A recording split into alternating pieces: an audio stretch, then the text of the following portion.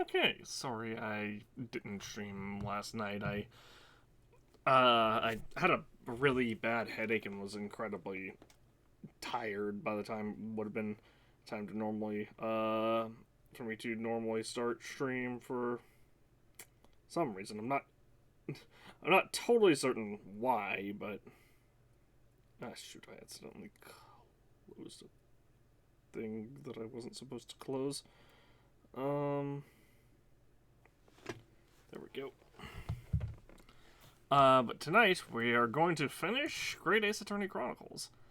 And I had some potentially good news.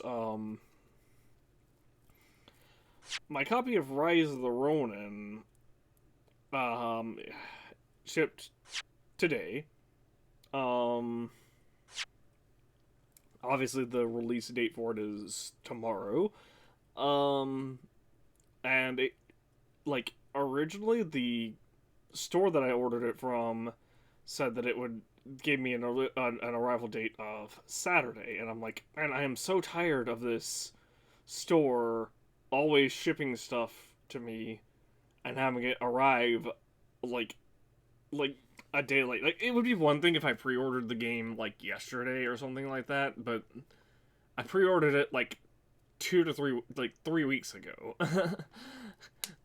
So it's very much one of those things of like they should have known that it should have been shipped out to where it would arrive, on time. Fortunately, the courier has it listed as arriving tomorrow before 2:30 p.m. Obviously, I'm taking that with a grain of salt, um, because with traffic, or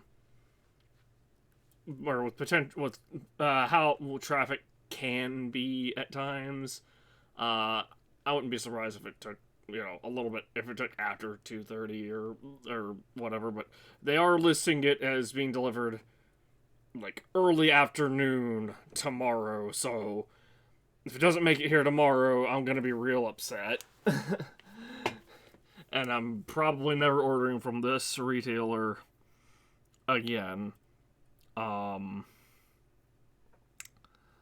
so we're looking good to start that tomorrow. I'll probably work Spider-Man 2 back into rotation after we finish Great Ace Attorney Chronicles. I'm not entirely sure how I'm going to go about doing that quite yet. But I do want to finish it as well.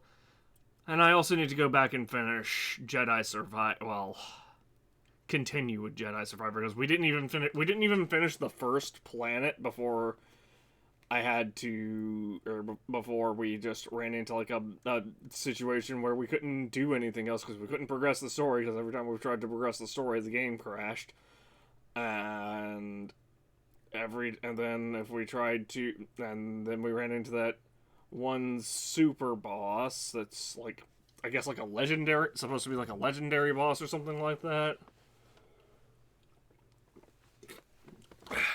Son of Vogado or whatever that kept one-shotting us with its grab attack, and when it wouldn't one-shot us with its grab attack, it would literally just start spamming attacks so quickly we couldn't hit it at all edge, or we couldn't get a single hit in edgewise with the fastest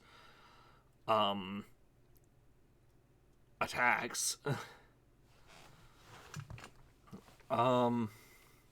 Like I said, I'm not entirely sure how I'm going to work those in just yet, because I'm still trying to grind in Elden Ring as well. I just hit level 584, I believe it is, I'm at tonight. Maybe 583. But I'm currently at 70 Vigor, Mind, and Endurance, which is health, mana, stamina, 99 strength, 99 dex, 99 intelligence because Moonveil's our main weapon. Like 95 95 or 96 faith. I don't remember which one. And I'm only at 60 arcane, but I haven't been investing points into arcane yet. I was just like, okay, we'll get 70 of the 3 top stats. That'll probably be good. And then max out the damaging stats. And then maybe come back to the other stats. All that's in prep for Shadow of the Erdtree, which we still have like 3 months, but so it might be after I finish grinding for that we start actually working those in. And I'm also still trying to adjust my sleep schedule and all that such. So yeah, I got a lot going on in terms of behind the scenes stuff. But anyway, let's get on with the whole reason we're here tonight. Finishing the Great Ace Attorney Chronicles. Great Ace Attorney Chronicles. I was gonna say Great Ace Attorney Chronicles 2 Resolve, but that's incorrect. The name of because Great Ace Attorney Chronicles is both Great Ace Attorney and Great Ace Attorney 2 Resolve.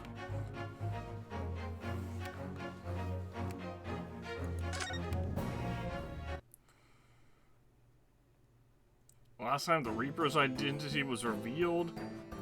Oh, why is Dr. Seeth here?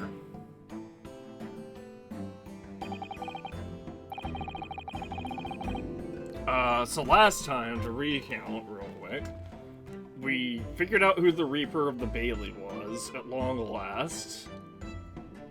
And now we're facing the Reaper of the Bailey in court. The Reaper of the Bailey being Male Strongheart. And the reason the reason Mikotoba is here is because he was like the coroner's like chief assistant when the autopsy for Clint Van Zeeks was performed. There's a lot going on. Because apparently the evidence that convicted Genshin Asogi, Kasuma's father, was fabricated. Which I think I was guessing at earlier, where I was like, oh, what if Genshin wasn't actually the professor? But here's the thing. I think I was wrong there. I think Genshin was the professor. They just couldn't prove it.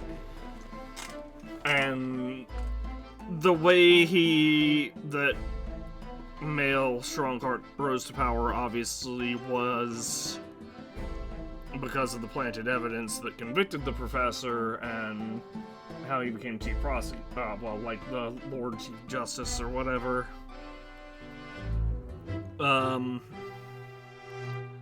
And with that, and the people that, like, knew about the fabrication, you know, that's how he kind of obtained the power to become the Reaper of the Bailey. But anyway, let's get started with this. So, witness, please state your name and occupation for the court. Eugene Mikotoba, lecturer in forensic medicine at the Imperial University in Tokyo, Japan. Oh, this is Gory, not Seeth. Professor Mikotoba, the young lady beside you is... this is Dr. Maria Gory, Scotland Yard's practicing coroner, the daughter of Dr. Seeth, I understand. Yes, Dr. Seeth. I'm afraid I can't tell you why she's here. She just appeared.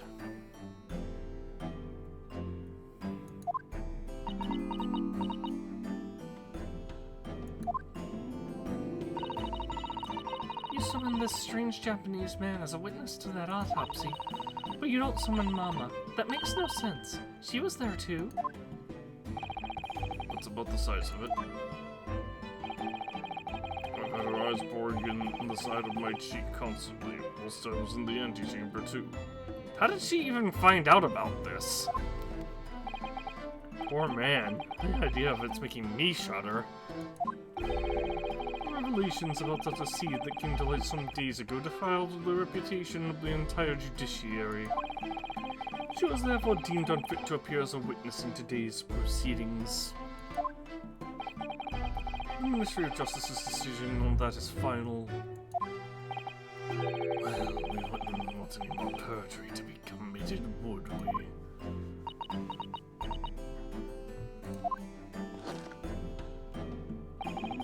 The Ministry of Justice? Some questionable strings are being pulled, I think.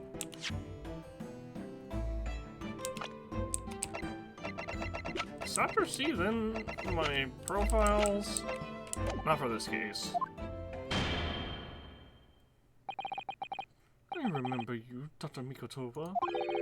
I certainly never expected to be meeting you under these circumstances.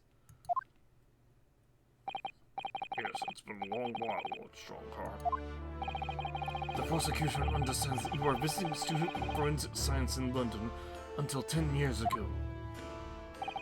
That's right. I studied under Dr. Wilson at St. Sinners. So you were present at the autopsy of my brother, Lord Clint Van Zeeks? I was, yes. I assisted Dr. Wilson with the entire procedure. Mama is far more skilled than any Japanese man. Well, Dr. Wilson asked me to be his primary assistant on litigation. And this autopsy report was actually penned by you, I believe.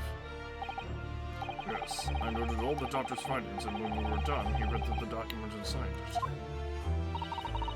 Poor Mama. As a secondary assistant, you wouldn't have had such a good view of all the innards. So, Professor, do you remember Inspector Gregson? Yes, of course. If it wasn't for his insistence, Lord Van Zeek's autopsy would never have happened. But he was absolutely convinced that it would reveal decisive evidence against Genshin, you see. So Lord Strongheart had to entreat the nobility to allow it to take place. You correct me if I'm wrong, my lord. It was as a result of that autopsy that a mass murderer was apprehended and justice was done.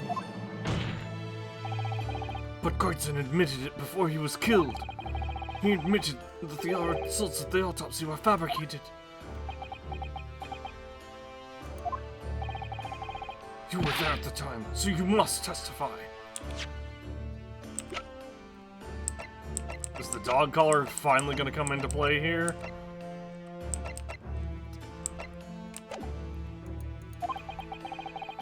You have an obligation to tell the truth about what really went on. Absolutely. That's precisely why I'm here. And that's why I'm here too. Very well then. You will give your formal testimony now, witness.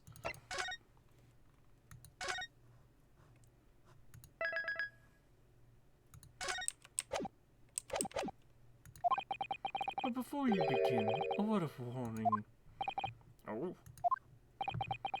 You will state truthfully and accurately what you saw and what you heard at the time. I wouldn't dream of doing anything otherwise, my lord. Yeah, he didn't have a chance to prep. The moment your testimony verges on this position, I will expel you from my courtroom. Yeah, he didn't have a chance to, like, talk to Mikotoba before this and, like, threaten him or bribe him or anything like that. Remember that.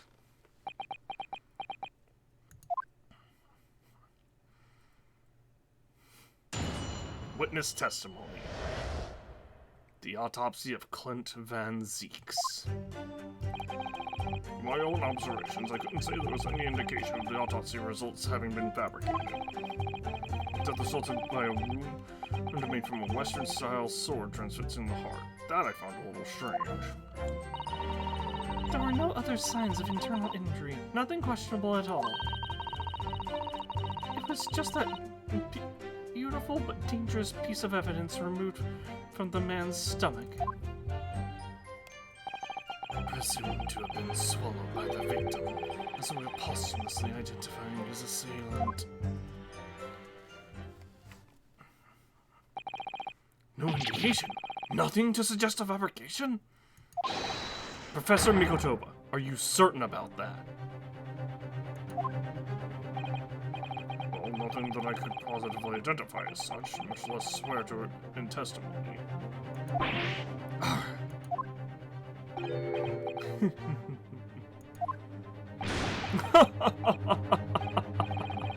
Well, that clears things up nicely. The only fabrication here, Asogi, has come from you. What? You claim the inspector confessed just before his death, but that is the fabrication. No! He freely acknowledged it. I swear he did. I believe Kazuma here.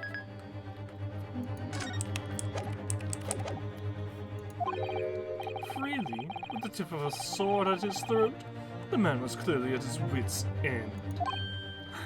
He had a gun! What do you mean? The court will give no credence to this confession that was uttered in obvious desperation. Quite simply, there was nothing questionable about the investigation of Lord Clint Van Zeek's death. I'm trying real hard to cover this up. And with this testimony we have, without question, uncovered the whole truth of the matter. If I may, my lord, there was most certainly something questionable about it, and the whole truth does rather elude us, I feel. I beg your pardon. The MO is completely different. What do you mean? The professor trained dogs to rip his victims' throats out. He didn't duel them. Well, you're obviously aware of the facts of the case. All four of the professor's previous victims died when an enormous beast was set upon them that ripped out their throats. Oh, such horrifying crimes! But curiously, the killer's last victim, Lord Clint Van Zeek's, suffered a different fate. Yes, you're right. I've been saying this for at least the last chapter, basically. Like, ever since we got that autopsy report, I'm like, hold up, that's weird. He was stabbed through the heart with a sword. That's enough. I believe I warned you about this witness. I promised to curtail your testimony as soon as it entered the realms of supposition or speculation.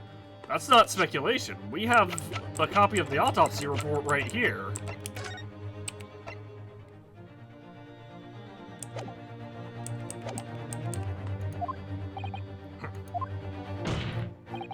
Very well, my lord. In that case, the defense will pursue a conclusion to this during the cross-examination. What?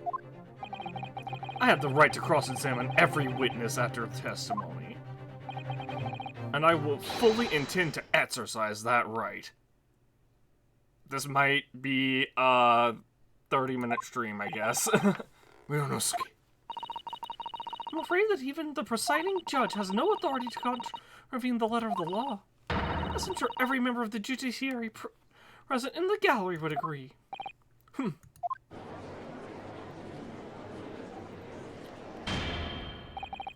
Very well, you may begin, counsel. However, the moment your argument strays from the established facts, I will not hesitate to bring the cross-examination to an end. Proceed with caution. Yes, my lord. Which means save.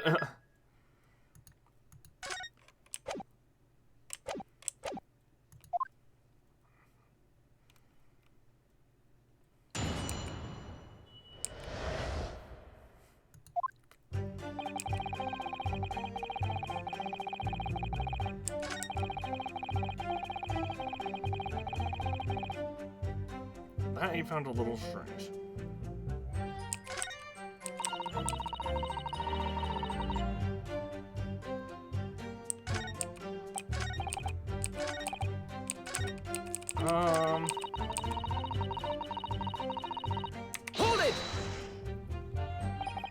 What exactly was it, though? What does beautiful but dangerous mean? Well, it was sparkly and round with a hole, as if it might slip over a finger, perhaps. A ring? It was a ring, belonging to Genshin Asugi. My father's ring was inside the victim's stomach? At the time, Genshin wore a large ring on the digital support of his left hand, the fourth or ring finger, indicating he was indicating marriage in Western civilizations, or that he was married, rather. I'm gonna sort it with some sort of keepsake. When my father left Japan for London 16 years ago, I was 8 years old. But I remember that ring. You do? My father's possessions were sent to our family home in Japan after his death, but the ring wasn't among them. Obviously not. It was a key piece of evidence. That still should have been returned after the conclusion of the trial, though. It remains under lock and key in the stores at Scotland Yard to this day. After the autopsy, Genshin was summoned by the police to check for the presence of his ring. It wasn't on his hand, of course. Moreover, there were deep abrasions on his ring, or on his finger where it had been pulled off.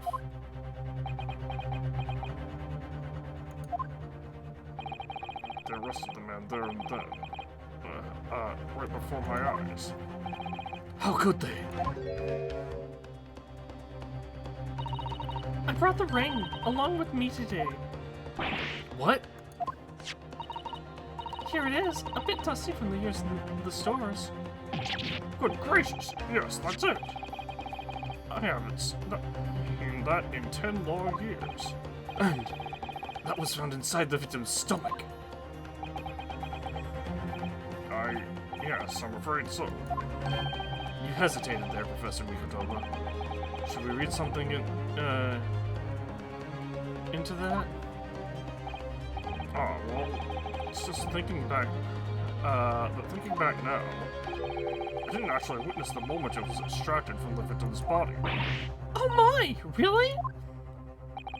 At that precise moment, Dr. Wilson had asked me to fetch him a new scalpel, you see. Dr. Gory, the removal of historic evidence from the stores requires my consent, does it not?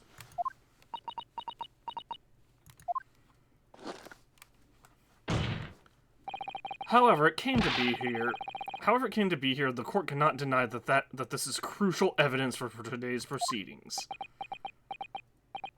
Very well, you may submit it. Claws grasping the gem look sharp enough to cause a very nasty scratch. It's not the sort of ring normally seen in Japan. They almost look like claws protecting that jewel. Is there something... These fat claws are doing a good job protecting the equally fat gemstone in the middle of this thing. Yes, if you are clumsy, you could give yourself a rather nasty cut on them, I should think. Ow! Now my finger's bleeding. The claws really are sharp. Oh my! That was a very quick clumsiness, Mr. Naruto. Even for you. Ugh. Who made such a dangerous ring? You couldn't swallow it without doing yourself some fairly serious damage, surely. A sticky mochi bun about that size would go down much better, with some bright bean paste in the middle. Someone as clumsy as me would probably manage to choke on it somehow.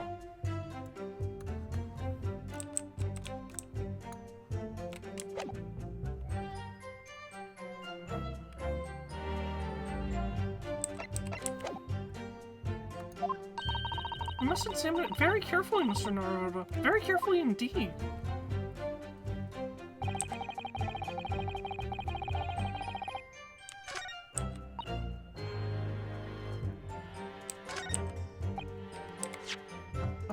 Do I present the ring here?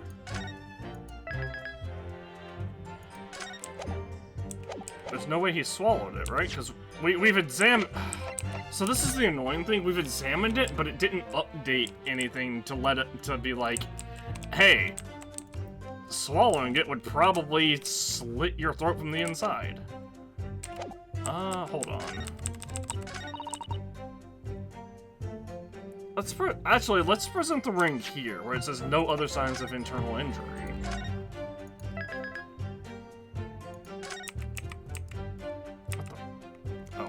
I'm hitting Q to go back. Present. Mr. Asogi's ring. Objection! The court has heard that the ring was extracted from the victim's stomach. But you didn't actually see it being removed, did you, Miss Professor Mikotoba? That's right, as I said in my testimony before. At that moment, I was fetching a replacement scalpel that Dr. Wilson had requested. In other words, you can neither confirm nor deny whether this ring, in fact, really came from the victim's stomach or not. What are you suggesting, counsel? That the ring was never in the victim's stomach to begin with. It's entirely feasible that Dr. Wilson fabricated that detail about the autopsy. What are you saying?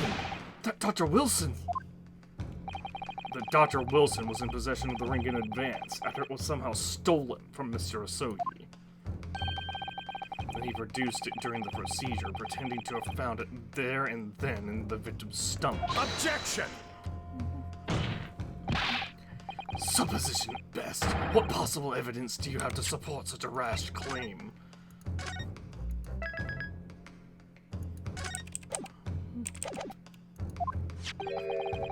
This evidence, right here.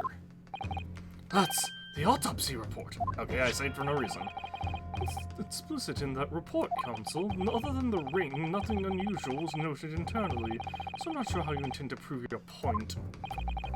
You've already done it for me, my lord. The lack of internal injury says it all. What? To swallow a ring of this size would require considerable effort and determination. And in addition to its size, there are these sharp claws around the gemstone to contend with. My brother was a determined man, and on the brink of death even more so, I'm sure. He would have stopped at nothing to ensure that evil killer was brought to justice. But if he really had swallowed that enormous ring, it's inconceivable that no traces of its passage down his throat would have remained as internal trauma. No.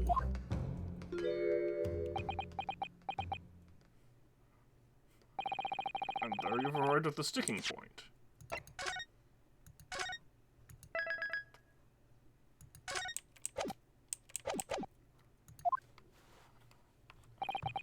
That's precisely why I had my doubts about the findings myself 10 years ago. Then why didn't you say something at the time? I did. I still remember the conversation I had with Dr. Wilson in the laboratory that day.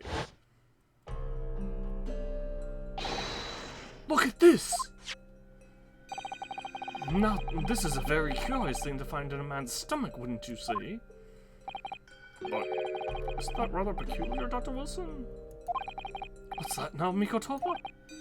Well, if you swallowed a ring of that size with those sharp metal claws that it has, surely you'd expect to see damage to the throat and esophagus, torn mucous membranes at the very least.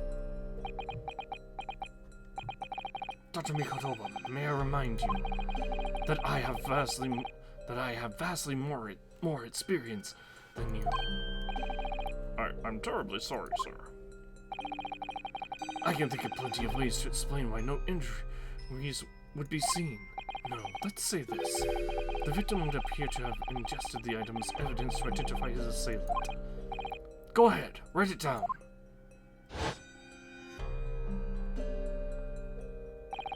So I was right. Dr. Wilson deliberately fabricated the results of the autopsy to implicate my father. I'm disappointed, counsel. That argument is nothing more than speculation.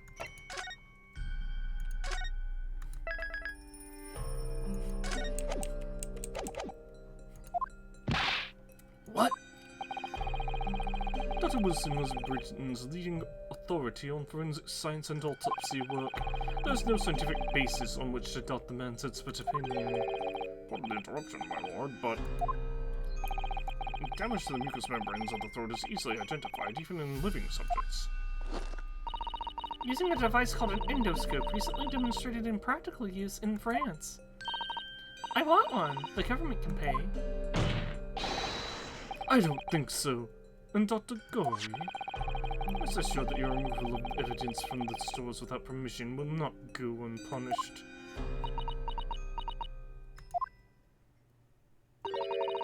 We opened up the dead to find the truth. I beg your pardon? But Mama, she chose to stick her corpses up with all her secrets inside. That's wrong. Dr. Gory. It's looking as though she's chosen to walk a different path to her mama. Oh, I'm proud of Dr. Gory. She knows not to face the true Reaper of the Bailey, Ryonosuke Naruhodo.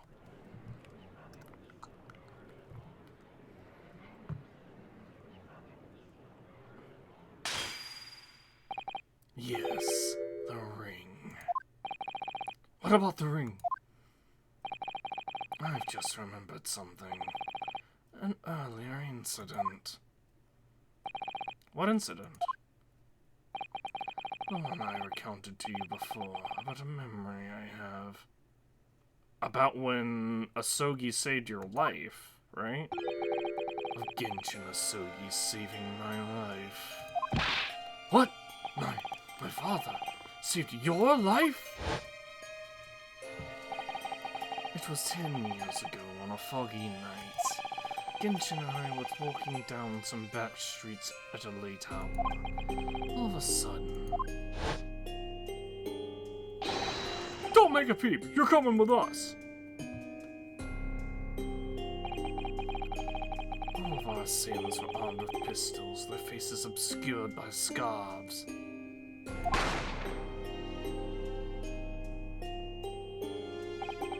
The next thing I knew, there was a silence all around. Genshin lay on the cobbled street. Blood was seeping from his left hand. He'd shielded me. It was on the ring finger of his left hand that he used to wear that ring. Ah! Are you saying? I've always believed those thugs were after me. But now I'm starting to question perhaps I wasn't the intended target after all. Wait, but... Genshin was arrested 2 days after that attack.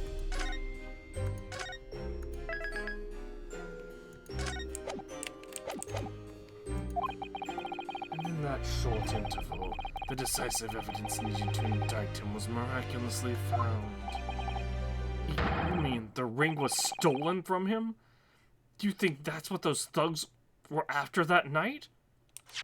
Oh yeah, also, the collar that that was found in the flashback case had a bee on it.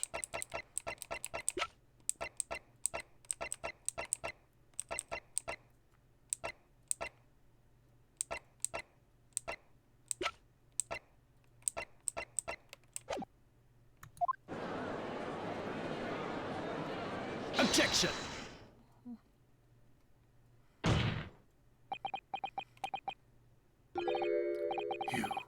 You pathetic coward!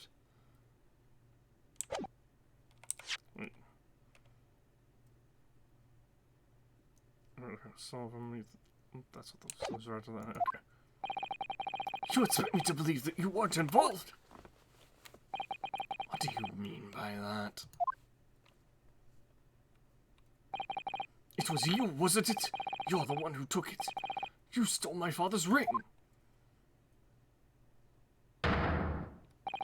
You set the whole thing up so you could paint him as a mass murderer and have him arrested. Kazuma. I mean, they could check the court records to see exactly when he took over.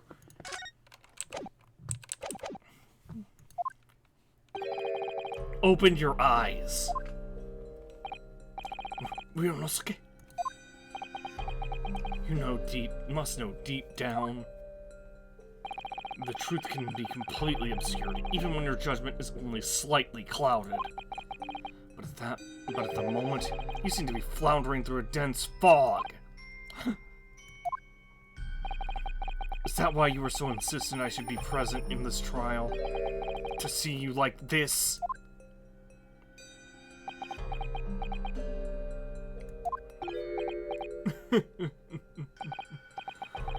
Well, this is an amusing spectacle. What a grandiose expression on your face, as if you were Lady Justice herself. It seems you've thoroughly convinced yourself of this alleged fabrication of the autopsy results. So much so that you're apparently blind to the blatant contradiction that would be born out of it. What?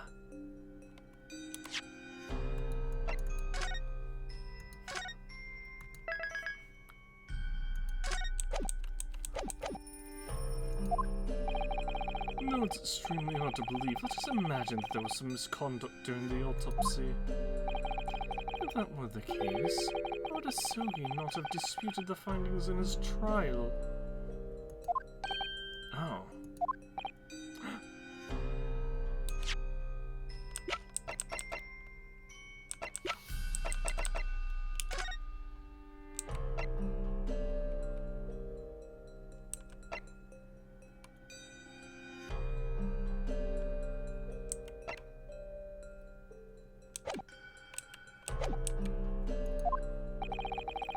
In the closed court hearing 10 years ago, the defendant never once denied the claims against him.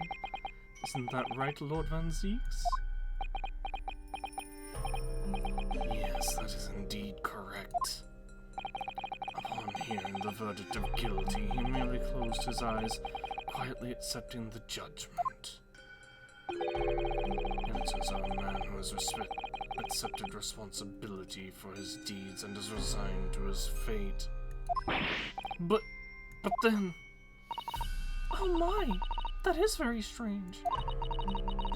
As if Mr. Asogi did nothing to oppose the charges against him, then...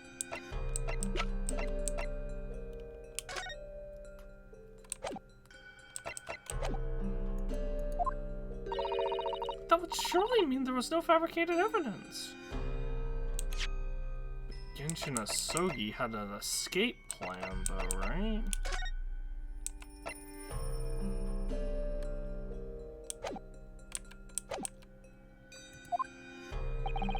An obvious conclusion which you should have arrived at many minutes ago, Prosecutor Asogi. Your twisted loyalty and clouded judgment are hampering your ability for logical thought. Ugh! Genshin Asogi's silence at his hearing can mean only one thing. There was no fabrication of evidence during the autopsy of his final victim 10 years ago.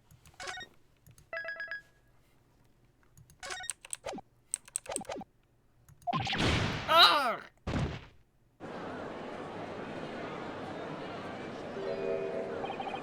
If that autopsy was all above board, there'd be nothing to stop Lord Strongheart bringing this trial to an immediate conclusion.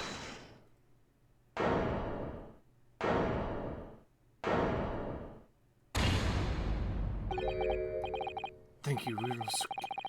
If it wasn't for your frank words just now, this trial may very well have ended prematurely. Kazuma? What's this latest absurdity, Council?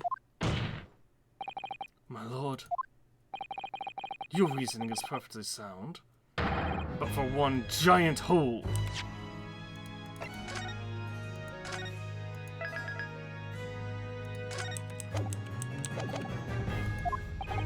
I beg your pardon?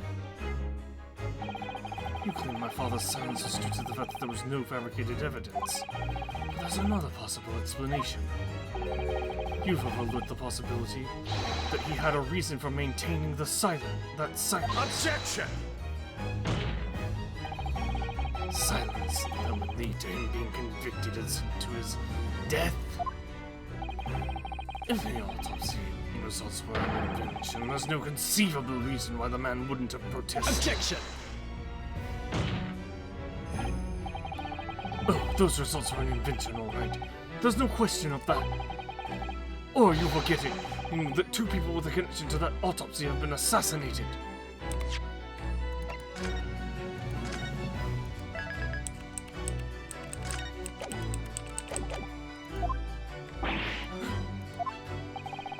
if I force the grievances I feel from my mind, and I start to see you in a very different light. I think perhaps it's you who's been living in delusion these 10 years. Me? Kazuma-sama has created one last chance for us here, Mr. Naruto. If we can only show there was a reason for his father's silence in the trial. Reason why the man would have said nothing, even though he was innocent. Could have been part of some negotiation, perhaps?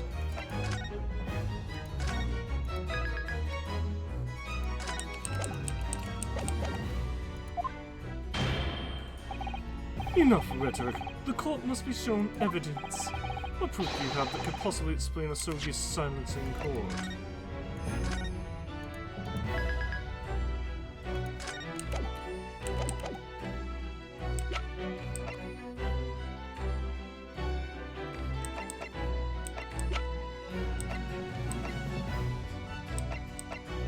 The Asogi Papers. Take that! This is the defense's answers to that question. You're wrong for the... You're wrong, apparently.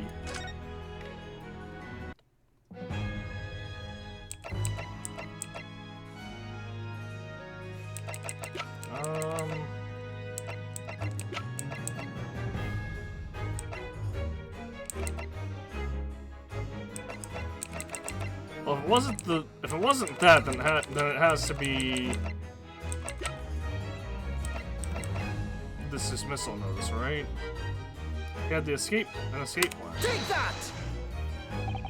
It's true that Genshin Asogi's silence during his trial resulted in his conviction, but that didn't actually lead to his execution. On the contrary, it led to his escape, an escape that was only possible because he'd been sentenced to death. My computer is trying to do things. Please stop, computer. Although, I find it hard to believe my father would have negotiated in that way before the defense is correct. A fake execution, falsification of a death certificate, and a jailbreak inside a coffin. Clearly such an elaborate plan couldn't have been carried out by my father alone. He must have had the help of a collaborator from the judiciary. I have here the dismissal notice of the chief warder who was working in the prison at the time. The notes read, there are indications that the jailbreaking was in planning prior to the inmate's incarceration. In other words, there were suggestions of some sort of negotiation between Mr. Asogi and the British government. In exchange for his silence in court, he was given an assurance that he would be broken out of prison. Yes, with that sort of clandestine agreement in place, I can imagine he would have kept very quiet. Very quiet. I would go further, in fact. I would say that the elaborate jailbreak of Mr. Asogi can be explained in no other way.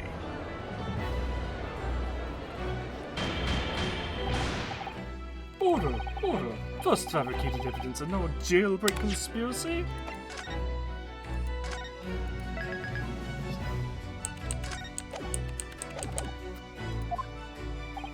Of course, because it's all intimately linked. The prosecution wishes to summon new witnesses to the stand. Witnesses? People who can testify about the jailbreak that took place 10 years ago.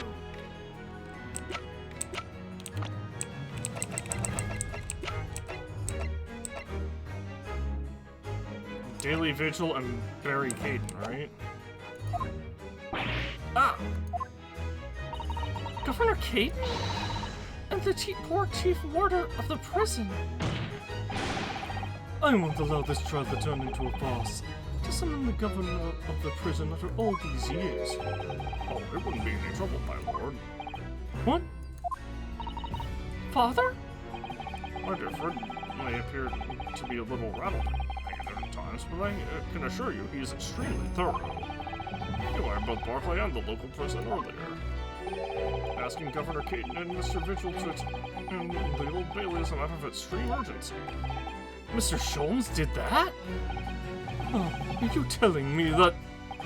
Both men are, unless I'm much mistaken, waiting just outside the courtroom at this very moment.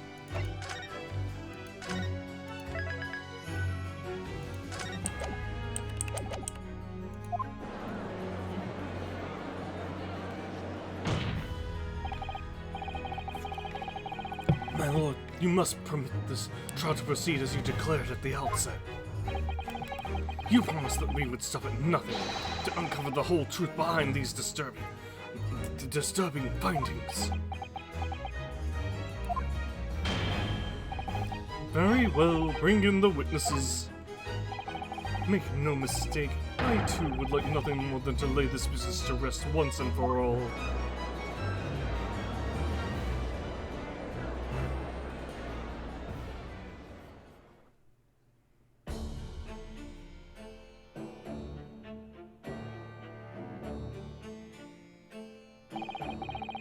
Will the new witnesses state their names and occupations for the court, please? Hi, Harry Kid. Governor Barclay Prison. Everyone calls me Gossip. Everyone calls me Gossip. I sell jaunty little tidbits to pass by. Your other persona, if you don't mind. Oh, I do beg your pardon, of course.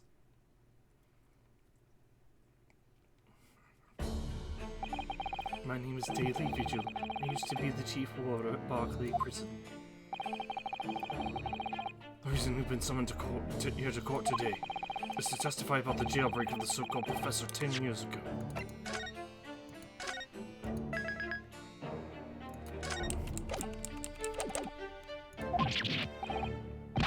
The professor? We've already been through all this before, a decade ago. And the conclusion was that there was, anything untoward happened. A convict escaped from your prison, Governor. Hardly what you'd call nothing untoward. Ah, well. The convict's death certificate was somehow falsified after he was allegedly executed, and he escaped the prison inside his own coffin. A plan of that complexity could never have been carried out without the help of somebody of influence inside the prison. Governor Caden, don't imagine that the passage of time will afford you any protection. If it turns out that you were involved in the plot to break Mr. Asogi out of your prison, then of course, the consequences will be very serious. In all likelihood, a capital punishment. Cat! Hold on there, laddie. All I did was... Witness! Governor Caden. Aye, sir. You have a critical role to play in the public safety of our country. A great responsibility to shoulder. The significance of your testimony in court cannot be understated. Therefore, think carefully before you speak.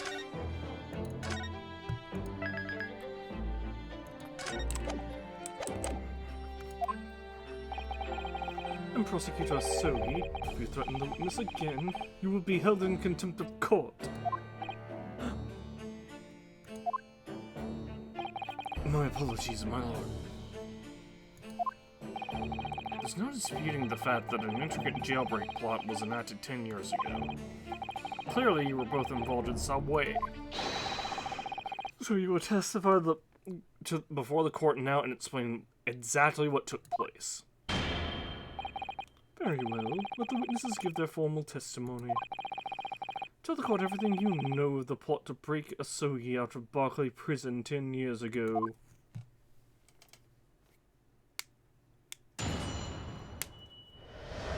Pardon me, I'm popping all of my knuckles because... yeah. It was the day that Japanese Jock was found guilty. The directive came from the prosecutor's office. I assigned the convict to the chief warder vigil here, and put the plan into action behind the scenes. I was responsible for Asogi right up until the night of his execution, but I knew nothing of any plot. And then I came, there were some negotiations between the convict and the prosecutor's office. All I did was carry out my duty for Her Majesty's Great British Empire. A directive from the prosecutor's office. Are you saying that was the jailbreak plot?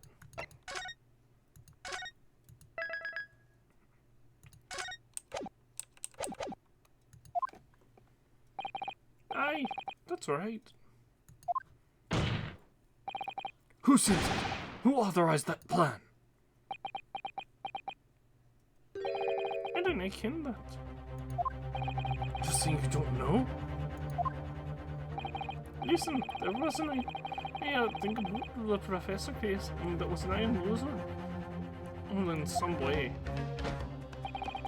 I didn't ask any questions, I just did what I was told to do. Other than that, I couldn't tell you. I see. But if the jailbreak plan originated from the prosecutor's office, then one thing is very clear.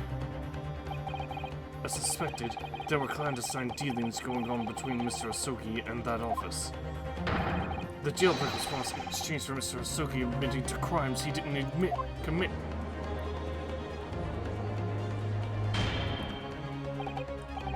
That, Counsel, is nothing more than speculation on your part. So let me ask the defense.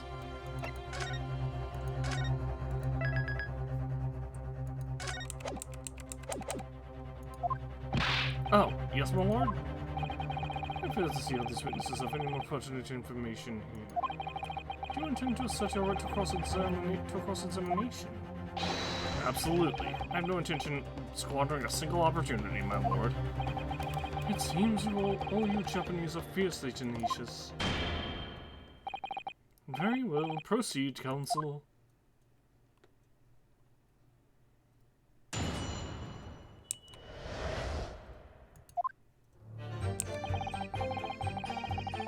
Whether it's found guilty, the directive came from the prosecutor's office.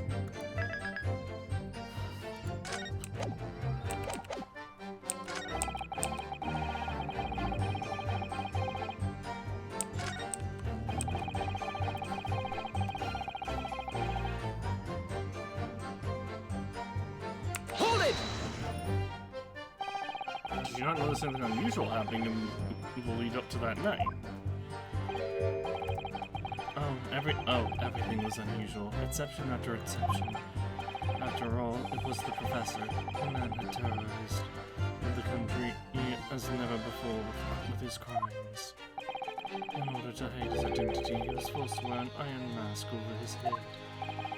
Hideous treatment. I found it surprisingly docile for someone who had taken the lives of five of the country's locals. The chief warder was the only person to permit to approach his cell.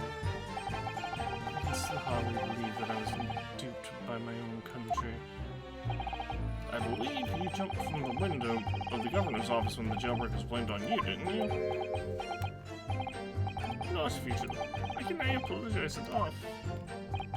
No, Governor, I don't believe you can. It won't change what's happened. And what else can you tell us about the situation, Governor Caden?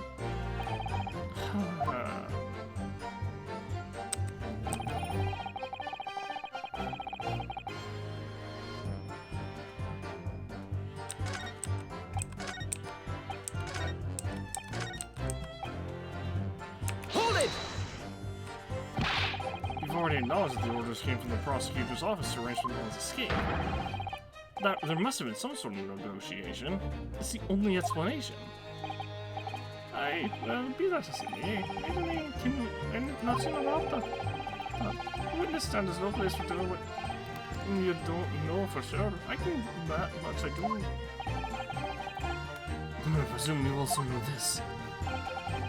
Not telling what you do now is a criminal offense. So you were just following orders, is that it? I'm afraid that won't absolve you of guilt here.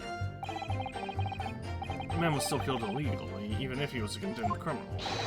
He may very well be found complicit in murder, Governor. So that's what it's to be, is it? Even with the threat of conviction, you won't break your silence.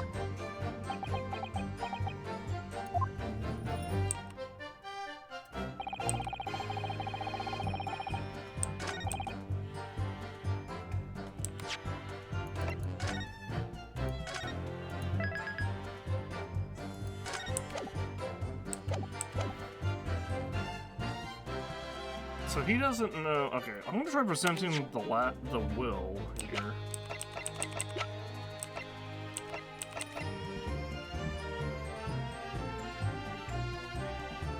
Objection!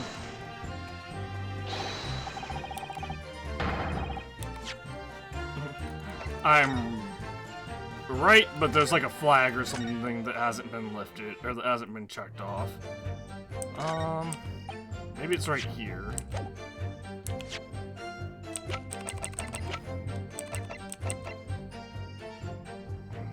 Objection! Nope.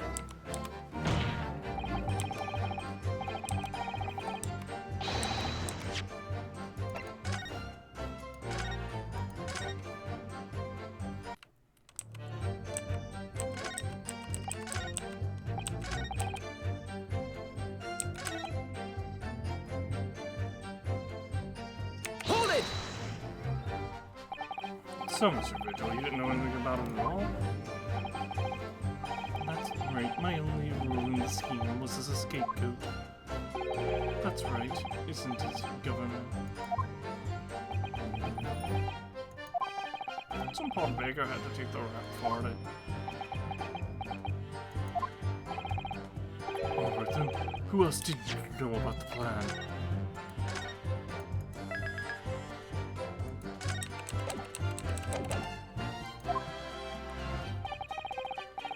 I know the first idea, laddie. My part in the whole business was basically just dealing with the aftermath. What? Oh, I accidentally clicked. On Benzies. But I wouldn't be surprised if there were other folk in the prison circuits who've been given similar orders. So you don't know who else was involved.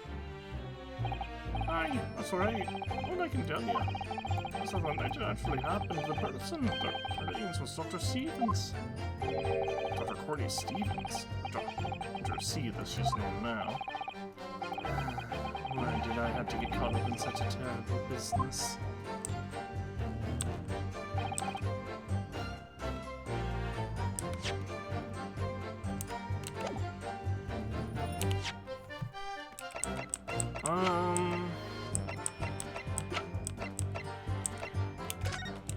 Okay, Wilson.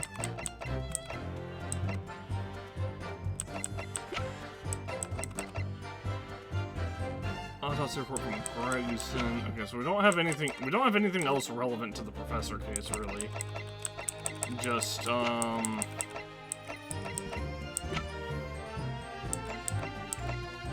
just the Asogi papers. And Asogi's ring.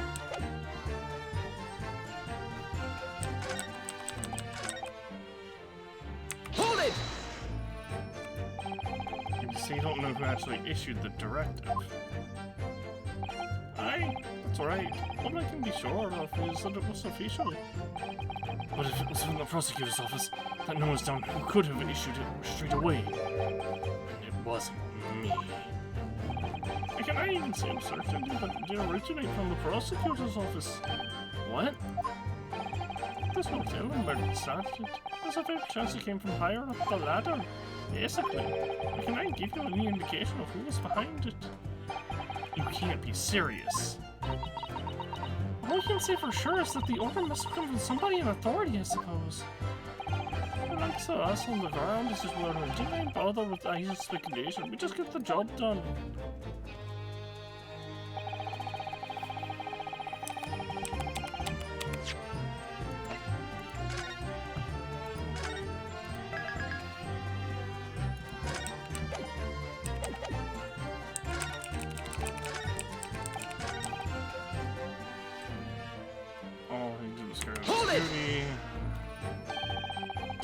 The plan in its entirety. I did everything I could at the time.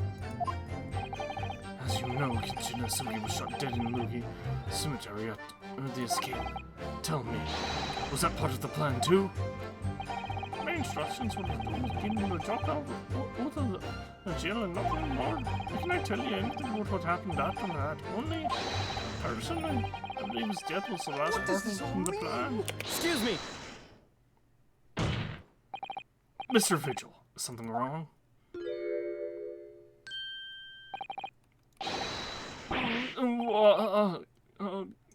Yes, sir. What can I do for you, sir? He's saluting now? I'm not gonna save just yet. This may be a... What is it? What is it? Some sort of Barclay convention? What Governor Caden was just saying seemed to upset you. Did it bring something to mind, perhaps? I guess we can say, because it usually will let us go back.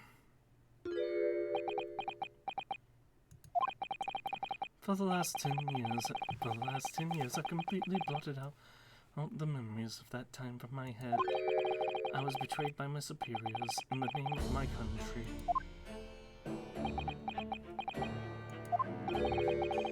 Just as my father was betrayed, it seems.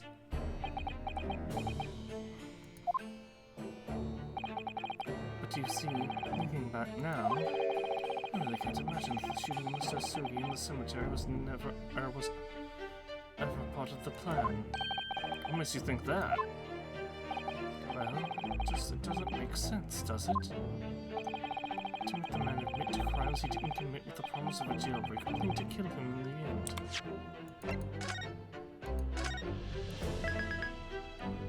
It does make sense, though, because he had a will.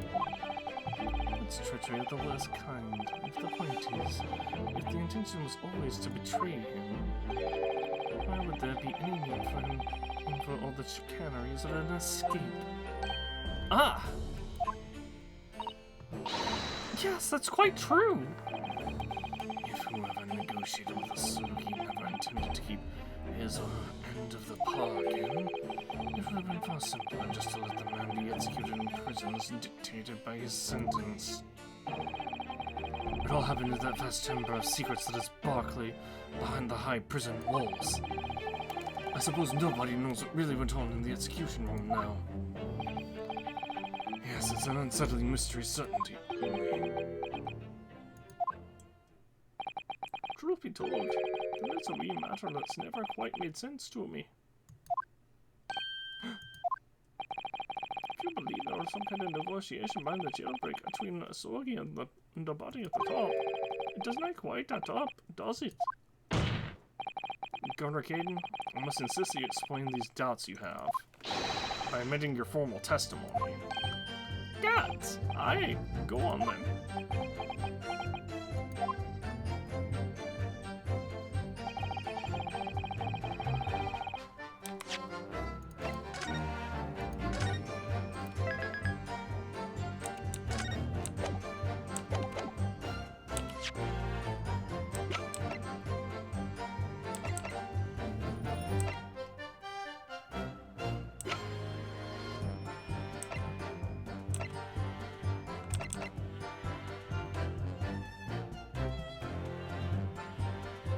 The Japanese fellow deny had. It seems to me the Japanese fellow deny had nothing to bargain with. Objection! Confessing under oath to murders he didn't commit on a verbal assurance of later being broken out of prison. Genshin Asuki was taking an incredibly risky gamble. Very true. There was nothing to stop the British breaking their word and executing him behind closed doors anyway. Under normal circumstances, no man would seek his life on a gentleman's agreement like that. Which means that Mr. Asogi must have had a trump card. Something that guaranteed he wouldn't be betrayed. Some kind of weapon. Heavens! The fellow could not possibly have had anything like that. But you know that he did, Governor. The Asogi papers, the name given to the last will and testament of Genshin Asogi.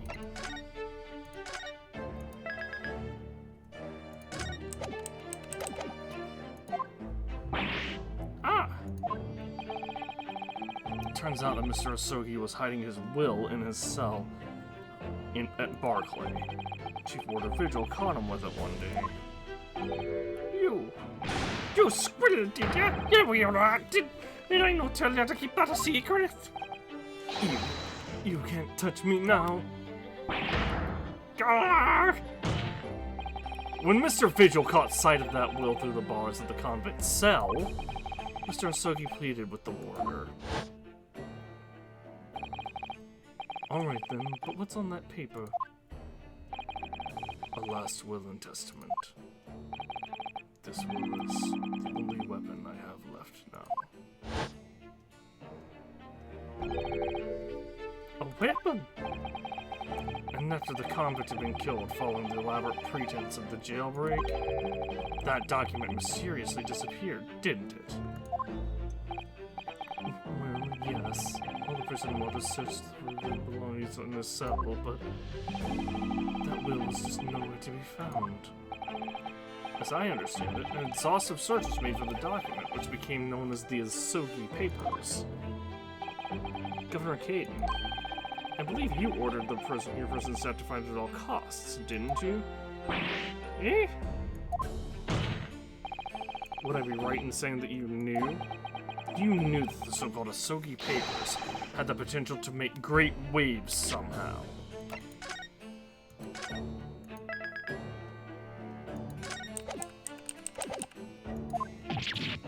Jeez, what the blazes are you blithering about? The will was found right in Berkeley, in the fella's cell where I said it would be. But how can that be? Where in his cell? We all searched the place from top to bottom. Well, get it, I do a proper job, eh, you peedly, you want a galoot. You can't criticize me now. I showed it to you before, did I know you're a lawyer? Yes, you did. I have the document here. It's written in Japanese and it reads, The Last Will and Testament of Genshin Asogi. Which means everything is as it should be. Not quite, my lord. You see, there's an undeniable inconsistency here.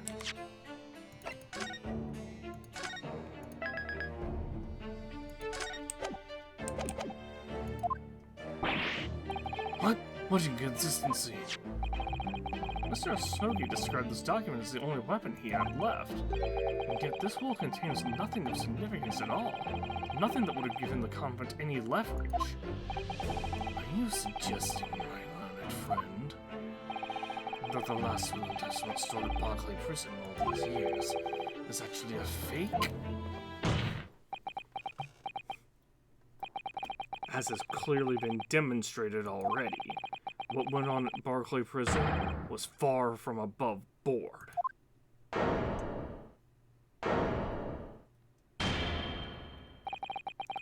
last, vilification by the defense was an affront to the entire British legal system.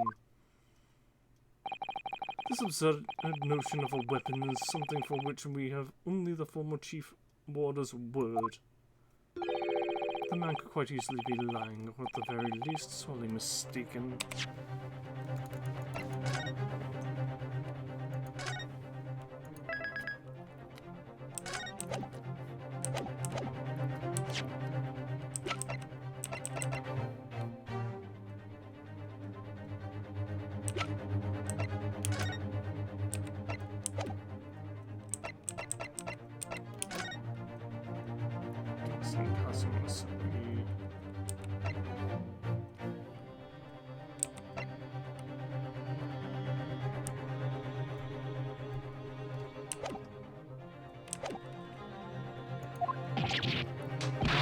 No, I definitely heard him say that, I swear. Clearly, we need to get to the bottom of this. We will need to know exactly what happened with these so-called Asogi papers. A waste of time. A waste of time. If the will was fake, where's the real document? Objection! Mr. Vigil was stabbed in the back by the judiciary 10 years ago. He lost everything. Very nearly his own life. And now you're going to do it again. You're ready to brand him a liar and turn your back on him without even letting him defend himself?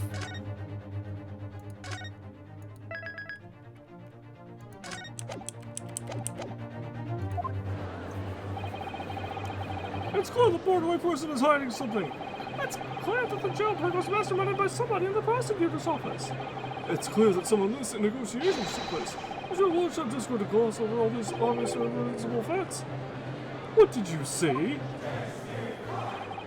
We should hear more from the chief warder! Have him testify again! The trial must go on! The man's voice must be heard! It would seem that a folk few here are blind to the truth. Are utterly blind to the truth. Very well then, let the witness testify again. Tell the court precisely what you think you saw of the convict's last will and testament. Yes, sir, my lord.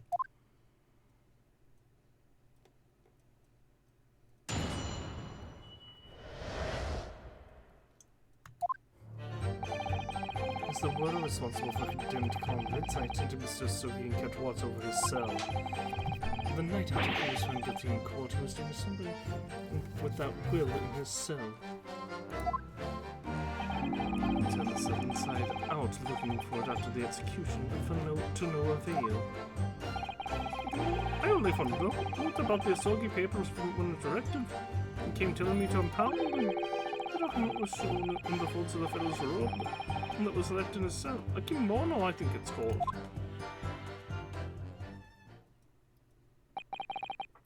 His kimono? That's a lie. We searched every inch of the man's cell. We looked through all his clothes. It can't be true. Well, you're not satisfied with calling me a liar once? I air we finger. There's nothing you can do about it now. You don't have any hold over me anymore. Other than the hold you like to take on my cravat, of course, with your ESP. Is that what you're going to do? Is it? Because if so, that's very impressive. I didn't know you were secretly Darth Vader, so... Are you going to give me a good shake again, or are you too scared?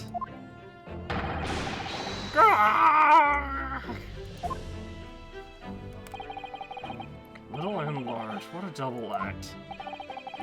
We complied with the Sugi's will as far as was possible. His personal effects were delivered to his family home in Japan. As a courtesy to the homeland of the most notorious killer of our country has ever seen. And we were much obliged. I can confirm that all my father's belongings arrived safely. You cannot deny the handwriting of that of your old man, eh?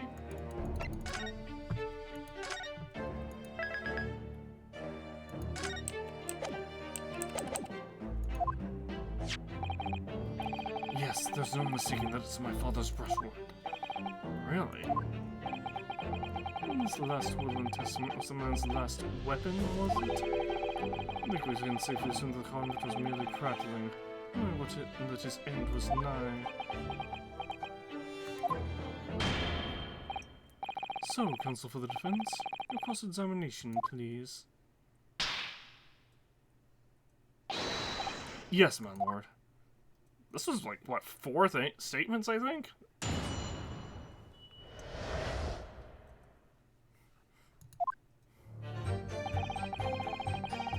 Oh no, it was 5, okay. I'm gonna save, and then we're gonna press everything for now, I guess. Hold it! So that would mean... So would that mean that you converse with Mr. Asogi? Yes, certainly. But those precious little time before his execution was due. He was remarkably calm, considering his days were very much numbered. In honesty, he really didn't strike one as a man not capable of mass murder. Yet he confessed in full to the crimes. I know, that's why I felt compelled to ask him one day. I can still recall his reply. I'm guilty of the unforgivable crime of ending another man's life, yes. Wait, was it a humans or another humans? Hold on.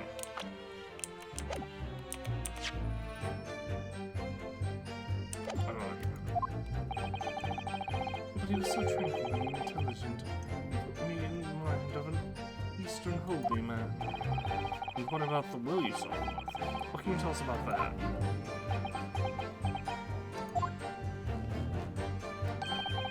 It was the beginning of all the drama. I remember it very well, yes.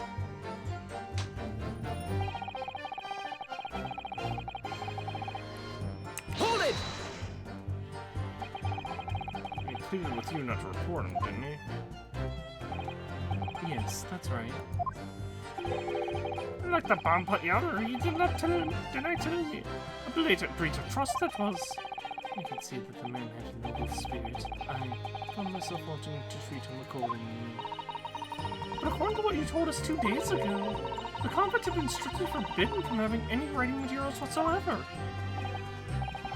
Yes, you're quite right. Ah! So when that was the will penned? That was before the man was remanded in Barclay, obviously. Yes, at the prosecutor's office under supervision of the relevant authorities. I personally instructed Asugi to make a will for the benefit of his family and his homeland. In that case, why was it found in a cell? What do you mean by that? Well, if it was penned at the prosecutor's office, you would have expected that it would remain there for safekeeping, surely. Ah! It's curious.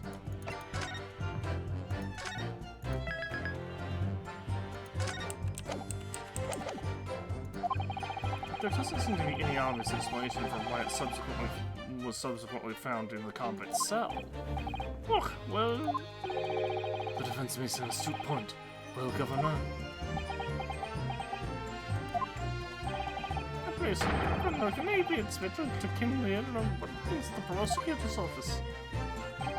In that case, Lord Strongheart, perhaps you can shed some light on the matter.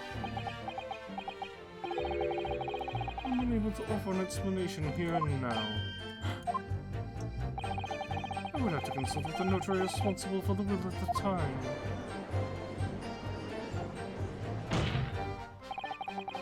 The fact that my father's will was discovered in his cell is clearly inconsistent with what was expected. I want to know why. Another inexplicable mystery, then. Well, the thing is, about that will...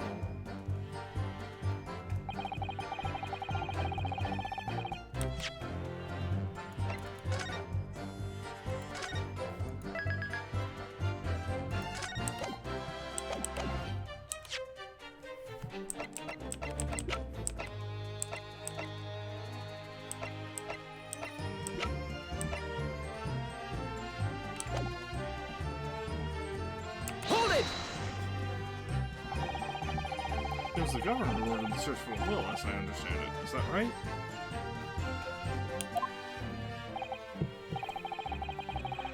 Yes, and when I reported back that we couldn't find it, he grabbed me by the cravat and yelled, "Can I disappear completely?" in my face. Aye, well, it's down to the governor to keep everybody working as hard as they should. I think the governor needs a wee taste of his own medicine, Mr. Nornhollow. The point is, it was clearly considered a very important document, wasn't it? But it proved impossible to find. That's right. Then before I knew it, I was in the morning paper, a blood-curdling article. The executed mass murderer who'd risen from the dead. Oh, you mean... The article based on Mr. Driver's experience in Lowgate Cemetery. Yes, that was it. The day after I'd read that news, I was summoned to the governor's office. And that's when the accusation was made for me for burglary. They had aided Genshin Asogi escape from the prison, resulting in your immediate dismissal. I'm afraid I don't remember anything after that. As the governor of the prison, I had no choice. I can't deny it. I mean, anything else.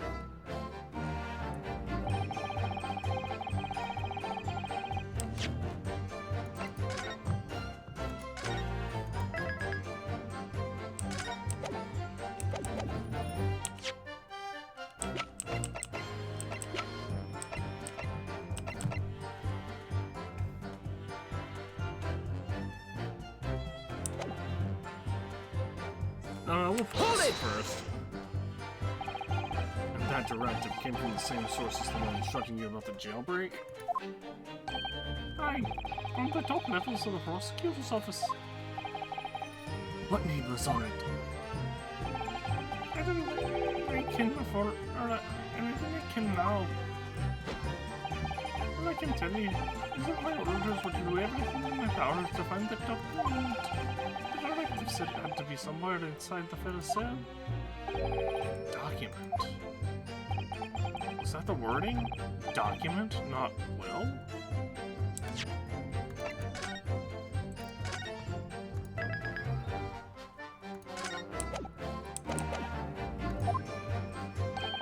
Aye, that's what she said.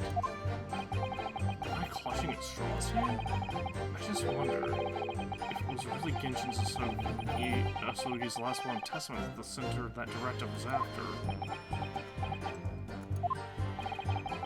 Continue with your testimony, then witness.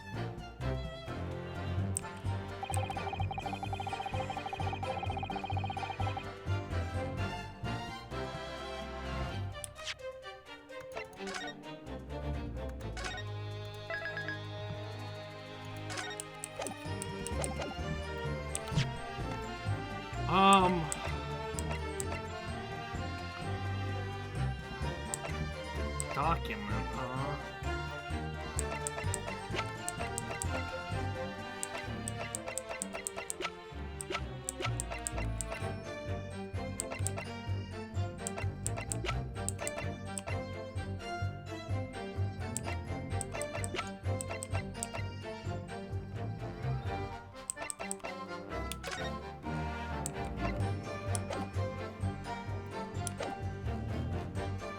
Hold it! Press again? Mr. Sogi's kimono. Aye, the one he brought with him when he was locked up. Yes, he was permitted to have his personal effects with him during his incarceration, I understand. That's right. He was granted as much freedom as possible during the few days before his execution. Indeed, he had a number of items of personal significance, I remember. It was very allowed to part with them.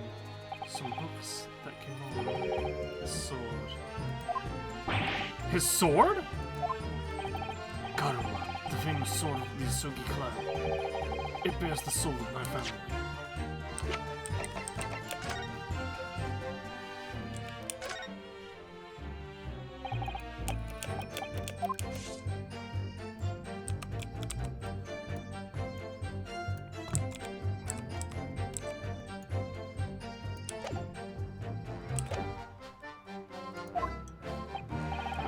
I don't doubt it, but I wasn't really getting at that.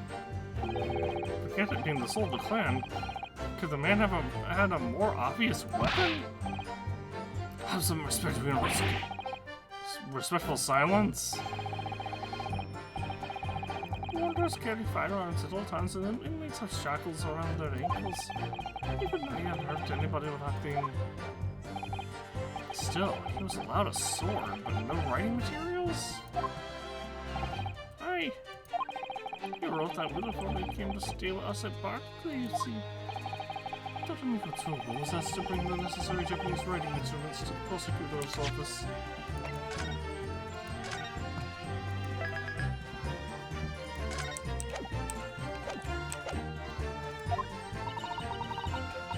Sazori inkstones, black sumi ink, and some Hanshio rice paper, no doubt. I was present when he wrote it. I'm sorry to say the letter Is that right? just like a squirm and massive jet black earthworms to me. Excuse me! Are you feeling faint, Mr. Vigil?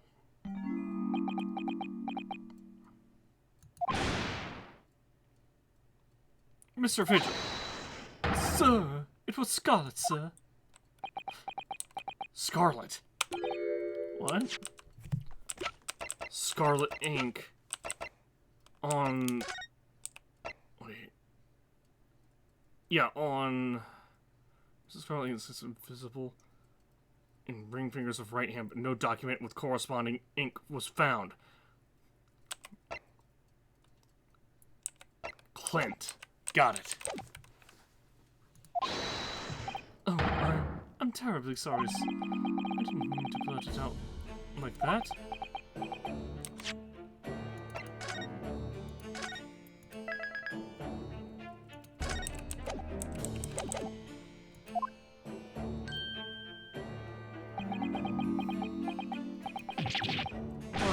More explaining would be helpful. Is it something about the testimony we just heard? Have you recalled something of importance? The ink was scarlet, not black. Something of importance. Possibly not. I don't even tell which way he's leading, I'm afraid. My lord, the defense asks that Mr. Vigil be permitted to supplement his testimony with this possibly or not possibly important detail. Permission granted. Go ahead, Mr. Vigil. Yes, it was scarlet.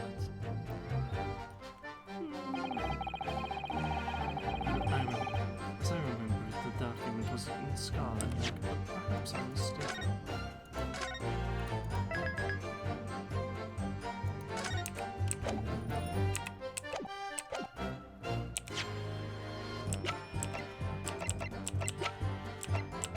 Clint's autopsy report. Objection! Scarlet-colored writing is what you said you thought you saw, Mr. Vigil. And I believe that's exactly what you did see. What? Never again, you have no evidence to say that. Have a look at this report. That's my brother's autopsy report. Yes, and there's something in here that's bothered me since I first read it. It states that scarlet-colored ink stains were noted on the fingers of the victim's right hand. Yes, so it does. Scarlet ink. Now, I'm not familiar with the habits of British aristocracy, I freely admit. I would hazard a guess that they don't all go around with ink stains on their fingertips, do they? It is not appreciated. My brother was a well-bred and fastidious man. Should he give sullied his fingertips, he would have cleaned them immediately. What is your point, counsel?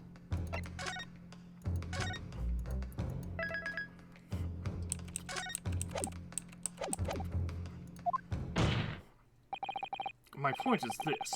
Whatever Lord Quentin Van Cease was writing in that unusually colored ink must have been directly before his death. Because he died before he had the opportunity to clean his hand. What?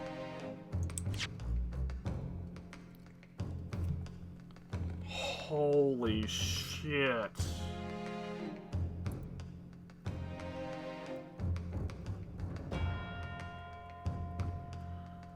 Okay.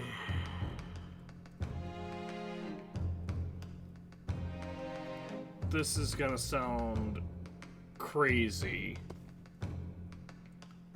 What if it's a switch, I think. So Genshin Asogi was the one murdered, and Clint was the one convicted of the murder, and the reason behind it is because of the Iron the reason that no one knew was because of the closed trial of the Iron Mask.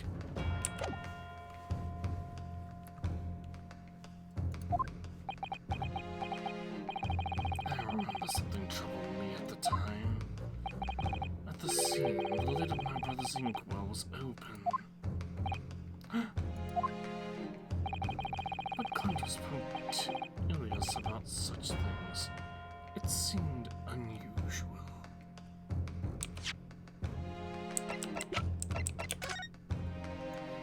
Well, could he have hidden the... There's nothing he could have hidden the ink in that we have evidence for. No document penned in the color of the ink that was in the inkwell was ever found. So the document had disappeared. Are you suggesting that the document my father had in his hand that night in the cell was the same document that Lord Clint Van Zeeks was writing moments before his death? Then, It was... Mr. Vigil's testimony is to be believed. It can only mean that, yes. Mr. Vigil? Sir! When you spotted Mr. Asogi with a document in his cell, his precise words were as follows, were they not? Alright then, but what's on that paper? A last will and testament. This will is the only weapon I have left now.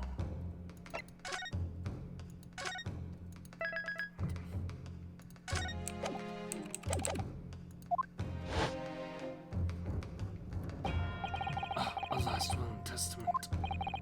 Ah! The conversation really did go as Mr. Vigil says. Then what we know now completely changes the meaning of what Mr. Asogi said.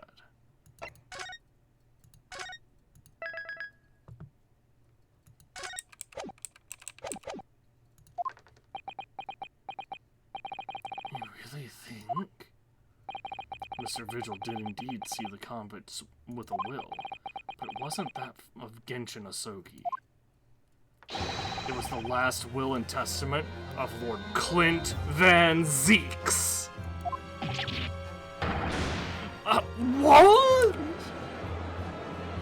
Objection! This is madness, my brother. No. What? This is madness, my brother's last will and testament.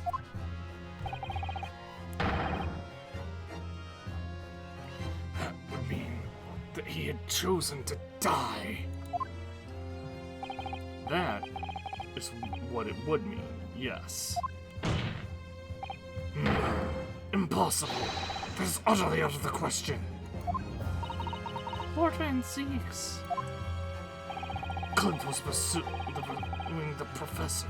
It consumed him day and night. Whatever happened, he would never have abandoned his investigation before its conclusion. Never!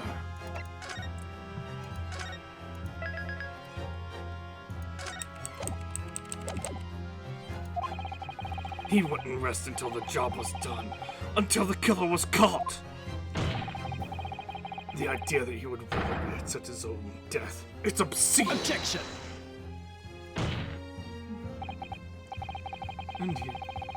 And yet we can be sure that he was writing his will moments before his death. And that Genshin Asogi came to be in possession of that document. So what could the will possibly have contained? Clearly something that couldn't be made public under any circumstances whatsoever. Because armed with that document, my father was able to negotiate with the judiciary for his life. It was something so damning that under the powers that be to enact that daring jailbreak plot. Yes, there can be no question that the will contained information of the utmost secrecy. Information of the utmost secrecy.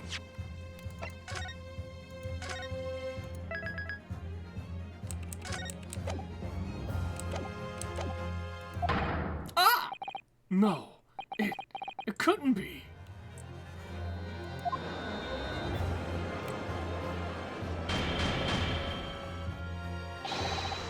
I've heard more than enough. Pursuing this notion of a phantom will nobody can attest to having Ian serves absolutely no purpose. Objection!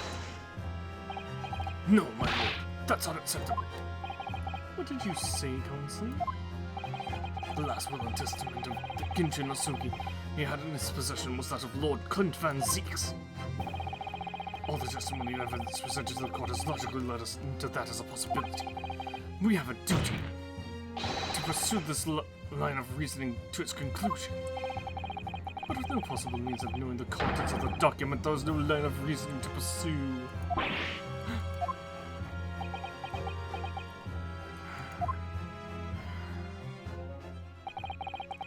So my Lord Clint Van Zeeks, a man of high noble standing, would have chosen death. Because he killed Genshin Asogi. Information so secret, people in the judiciary would be willing to negotiate the jailbreak of a condemned killer. only explanation that fits those facts. It's an unthinkable truth that turns absolutely everything on its head. The professor was Clint Van Zeeks. But it's just too hideous. Mr. Naruhodo, however difficult the situation might become, you work with your client in pursuit of the truth. That's what you resolved to do when you entered the courtroom this morning, if I'm not mistaken. Mrs. Otto. So hold your head high and keep soldiering on. Yes, you're right. 10 years ago, in his final moments, Lord Clint Van Zeeks left behind a will. A will that Genshin Asogi was able to use as a weapon in order to negotiate his escape from prison. Give me a moment here. I have to do a thing real quick.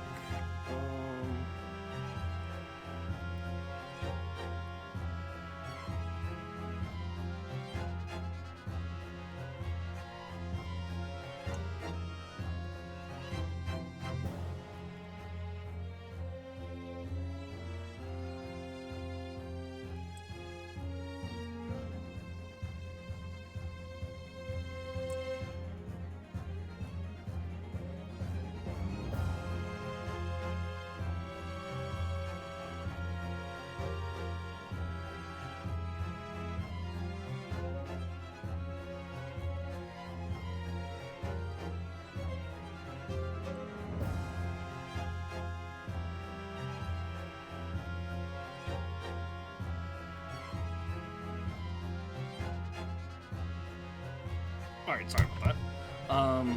A will that Genshin Asogi was able to use as a weapon to negotiate his escape from prison. In all probability, the details in the will were related to the Professor case. Vince's last statement is mere conjecture. What are you getting at, man?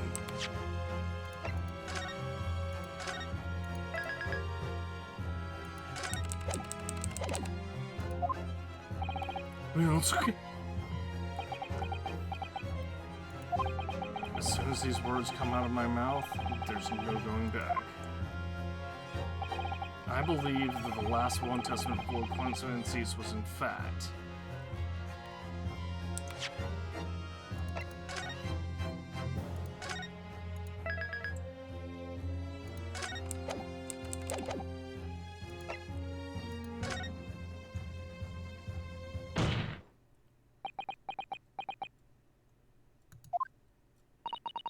You can do this, Mr. Naruto. I believe that what Lord Clint Van Zeeks actually penned that day was a confession. A confession? Regarding the mass murderer known as the Professor and his true identity. Objection! Enough, Council. What are you saying? Do you even realize? A confession about the true identity of the Professor. That would mean...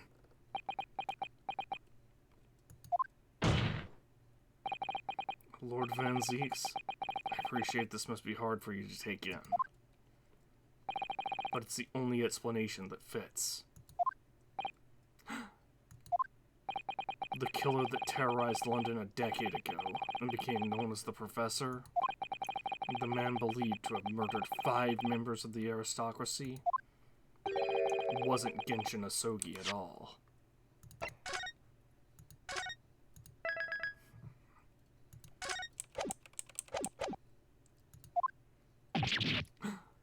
No, you can't be suggesting. It was in fact the man believed to have been the 5th victim. Lord Clint Van Zeeks himself.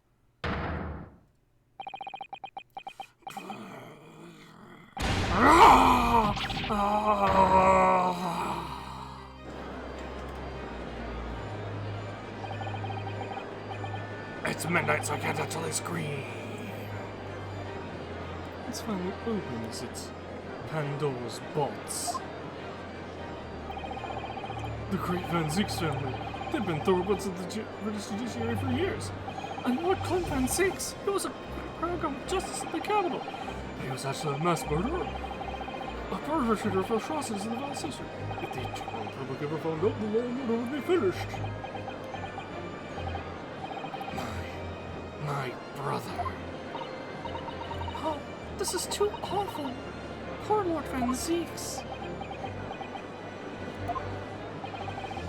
I wonder, did he never suspect? Mr. Naruto? Lord Barrack Van Zieks, a brilliant prosecutor.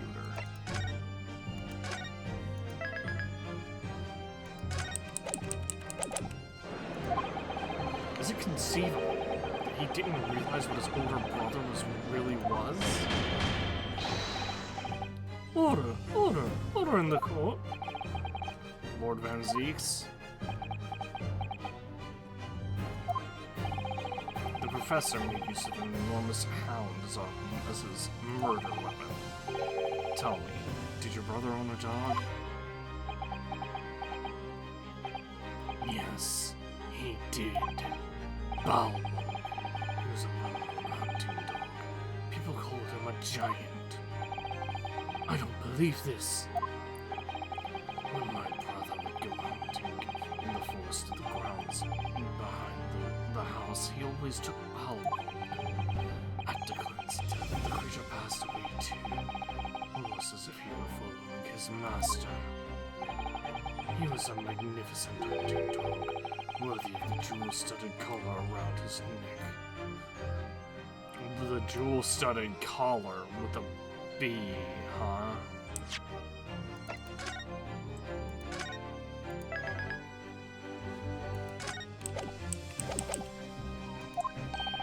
A jewel-studded collar?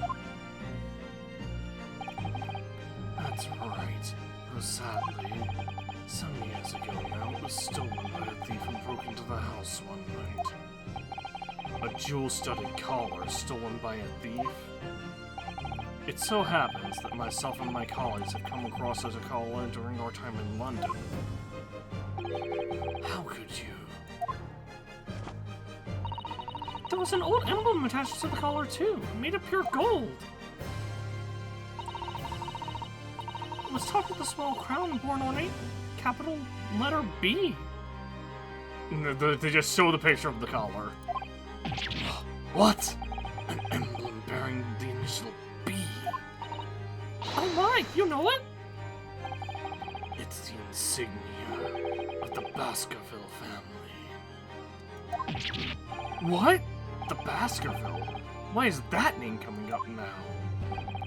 Baskerville is the family of the name of my late brother's widow. The pure gold emblem was an heirloom which Clint acquired upon their marriage. There can be no doubt then. The color you described was Balmo's.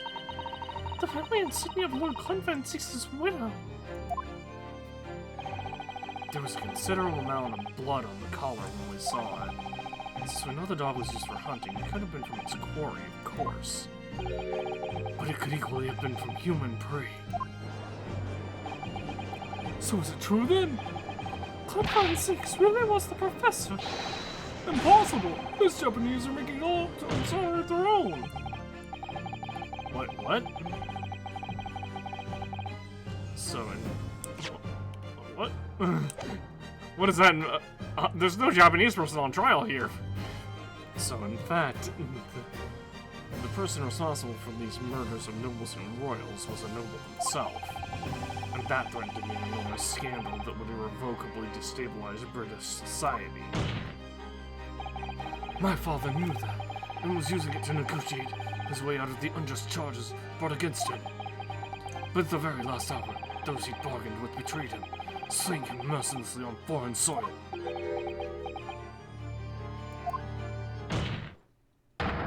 Well, can you deny it, Lord Strongheart?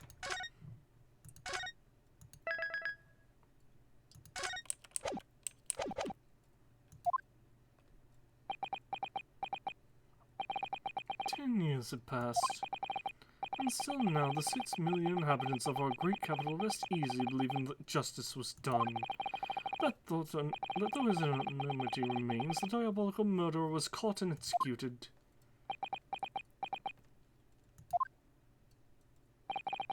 Very well then, you may have the truth.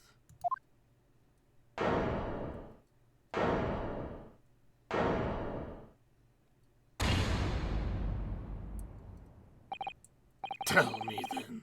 Tell me what Clint really was. Lord Clint Van Zieks was too pure of heart. When he became a prosecutor and went in pursuit of the black roots of crime, he drove himself into a corner. He came to the uncomfortable realization that to fight the most fiendish of criminals requires one to become even more fiendish oneself.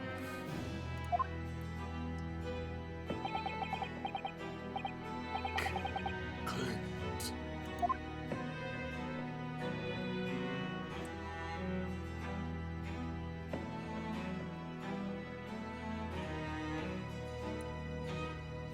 Hey, this is Baker Street!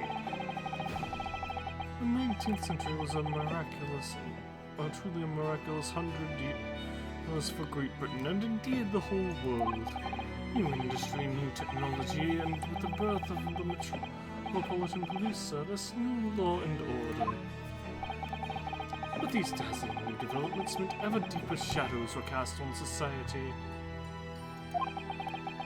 Water sullied by factories, air thick with noxious fumes and crime, growing daily to fill the darkness. Lord Clint Van Zieks made it his mission to combat that darkness. But as time went on, it slowly ate at his soul, until eventually he was consumed. It's ironic, really, and somewhat surprising that the truth has once again been unearthed.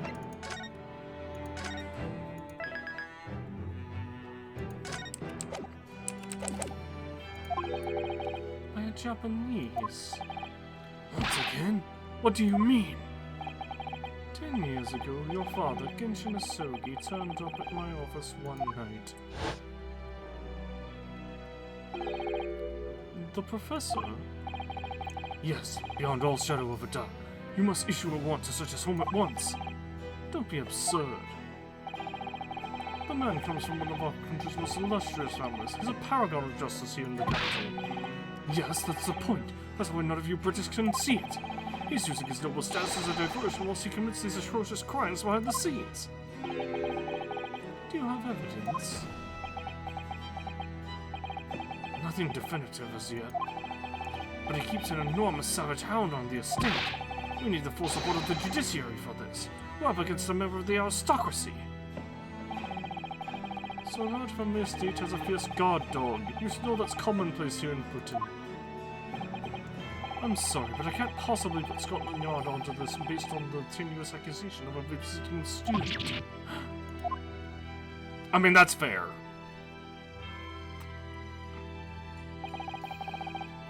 So I turned down Asogi's plea. As a result, he took it upon himself to visit the Van Zieks mansion on his own. You can only imagine now what happened between the two men. Though we know the outcome, of course, Lord Clint Van Zieks perished. I don't believe this. So, in actual fact, Summer's father did? He made the late Lord Van Zieks meet the same fate. He put a permanent end to the professor killings by taking the drastic measure of ending the perpetrator's life.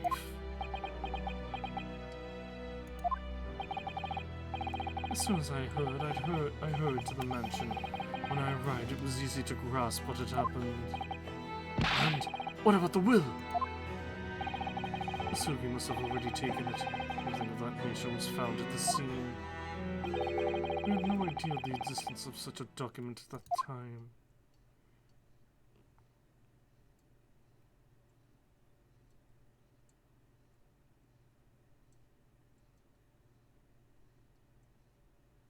We still haven't established that he's the Reaper of the Bailey, by the way. I was the only person who knew the true identity of the professor.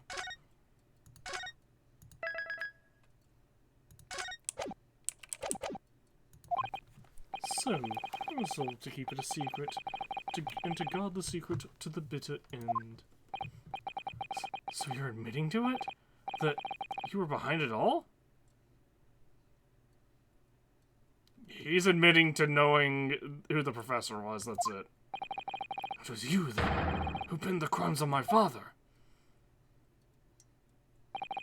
I did what needed to be done in order to protect the law and order of the British Empire. Even if that meant employing an unforgivable ruse. Then it was you who arranged this fabricated evidence. I ordered the detective to take care of it. Whilst keeping the truth from him, naturally. Gregson. Obviously, he opposed me at first. Are you off your rocker? We can't do something like that. There's no question that it was Asogi who murdered Lord Van Zeeks. The house staff had made statements that they saw the man running from the mansion that night. Yes, well, no doubt it was that Japanese fella. But we haven't got a shred of conclusive evidence against the man. Worse than that, he doesn't keep a dog, so we're short of a murder weapon to boot. And we're short on time, Gregson. We must put a stop to this man's rampage for the good of the country. So we'll use whatever means necessary. Do I make myself clear, Detective? Blimey.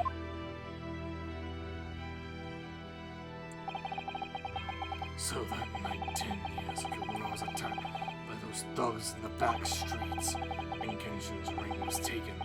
That was him, was it? That was Gregson and some hired help. The detective had stolen the ring to Dr. Watson. Then the detective handed the stolen ring to Dr. Wilson, who feigned its discovery from the victim's stomach during that autopsy. And in the light of that decisive evidence, Mr. Asogi was found guilty of the charges brought against him. However, behind the scenes, he had actually struck a deal with his accusers.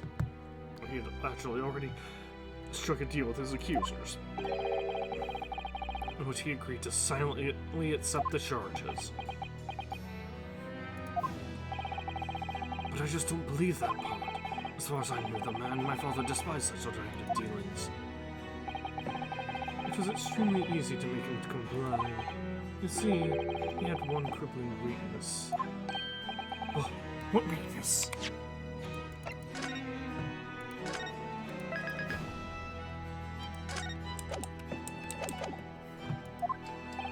Isn't it obvious? You, Kazuma Asogi. Me? Yeah, you're his son. What?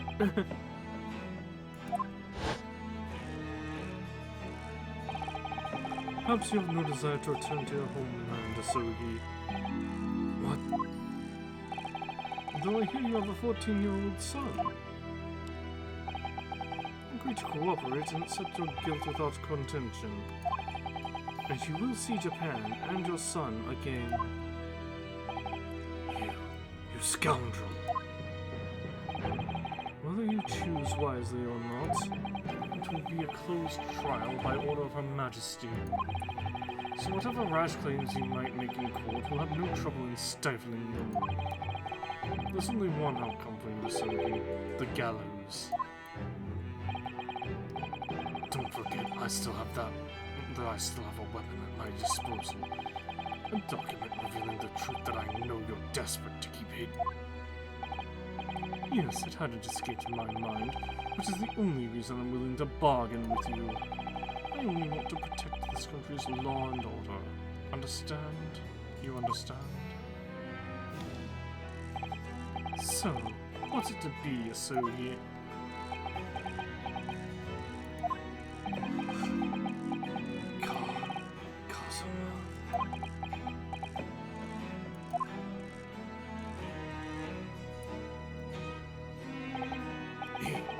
He did it for me.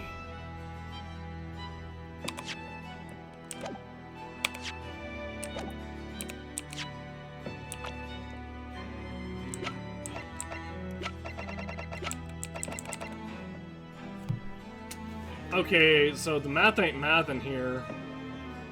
That was 16 years ago, but Kazuma was 14 at the time? The math ain't mathin'.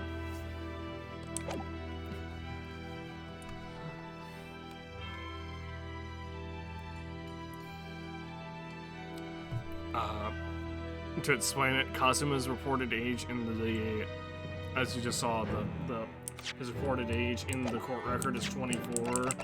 But if he was 14, 16 years ago, he would have to be at least 29. He did it for me. As I told him at the time, my motive was simply to protect Britain. He did say 14, right? Yep, though I hear you have a 14 rules. Yep. And as I told him at the time, my motive was simply to protect Britain from the damage the truth would do. Okay, even if this was 6 years ago, even if it was 6 years ago when it happened, Kazuma would not be able to be 24. He would be able to be 20 at most. Someone didn't check numbers. And as I told him at the time, my motive was simply to protect Britain from the damage the truth would do. To protect this country's law and order at any cost. Objection! I've never dared let myself even consider this possibility until now.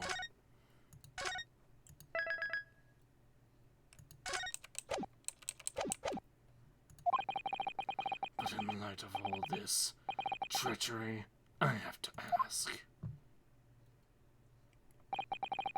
The mastermind behind the Reaper of the Bailey. Was it you, Lord Mail Strongheart?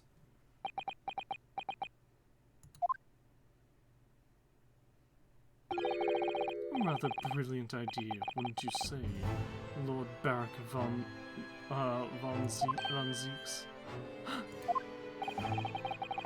The spirit of your late brother, the paragon of justice, should return to justice for his sibling. Could there be a more appetizing tale for London's masses, I ask you? What brazen? I knew that you played the part to perfection. But your role really wasn't that of some embodiment of death. No, you are London's guardian angel. An angel with bloody hands? I think not. To those who had cooperated with me already were only too happy to participate in my plan. Inspector Briggs and Dr. Wilson. My minions worked tirelessly to ensure that the finger of guilt could never come to rest on you. It's all thanks to them that you were exalted as the demigod the Reaper became.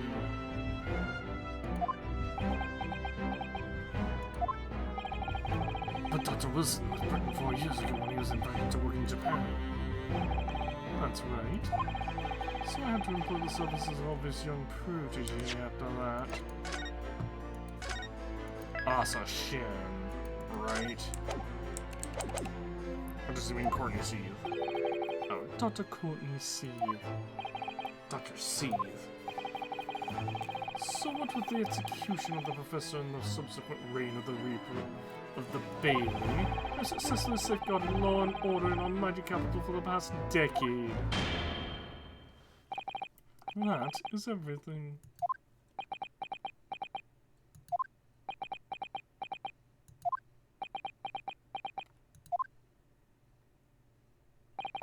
My lords, ladies, and gentlemen, I do hereby confess, it was I who sired the concept of the Reaper.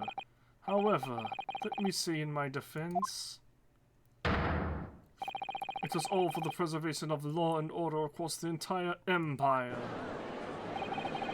Lord Strongheart did it?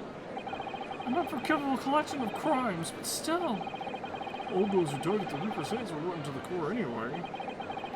If it was all in the aid of keeping London safe. There is no one that now who can reveal the precise truth of what happened 10 years ago.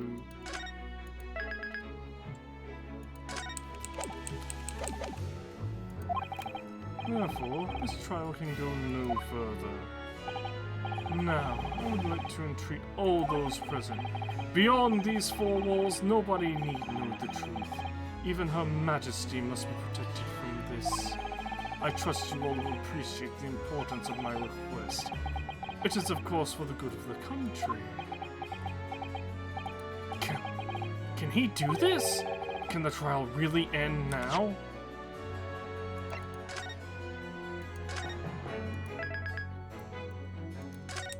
No. Hold it!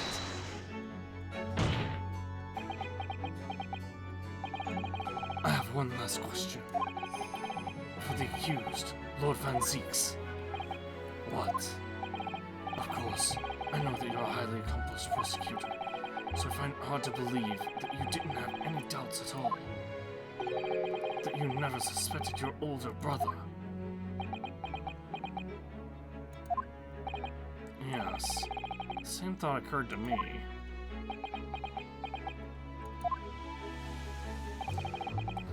It was only once, but yes, I couldn't say that I never had my doubts.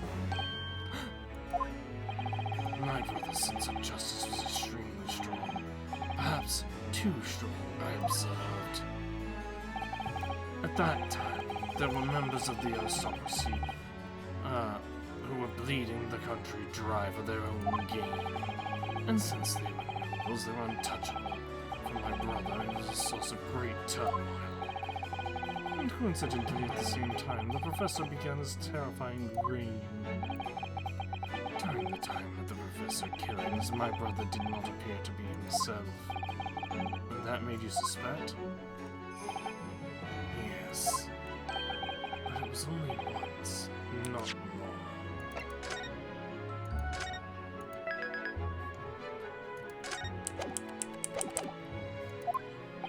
Only once? Really? Clint wasn't the culprit. That was my conclusion at the time. And I still believe that now. Do you have any evidence to support that idea? The third victim was the Lord Chief Justice at the time. It was he who recognized my brother's potential and trained him as a prosecutor.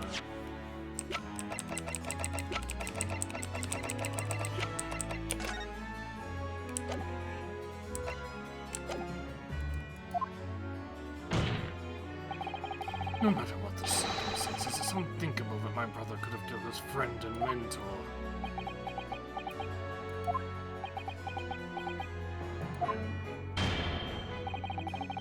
That'll do.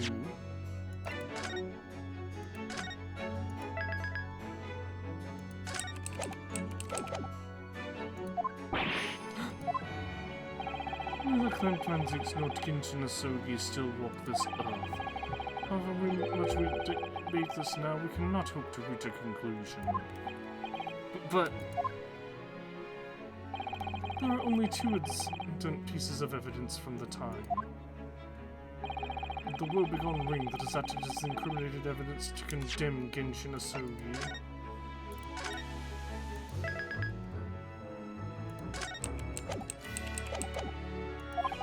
And the 3-page last will and testament penned in black ink left behind the man.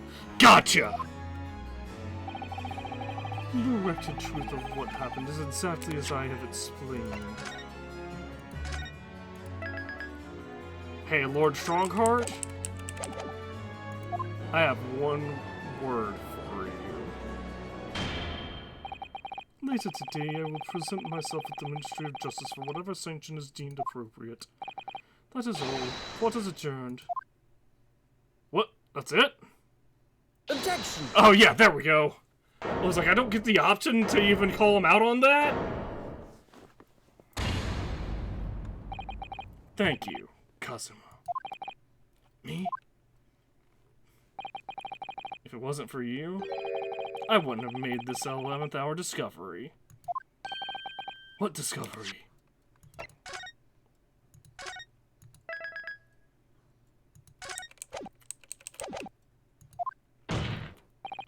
My lord, I'm afraid I must insist the trial continues. I beg your pardon. As the court has been reminded today already, we must stop at nothing to uncover the whole truth. And to that end, one particular statement made by somebody in this court moments ago revealed a very subtle contradiction. What contradiction? But all I did was ask the accused one simple question.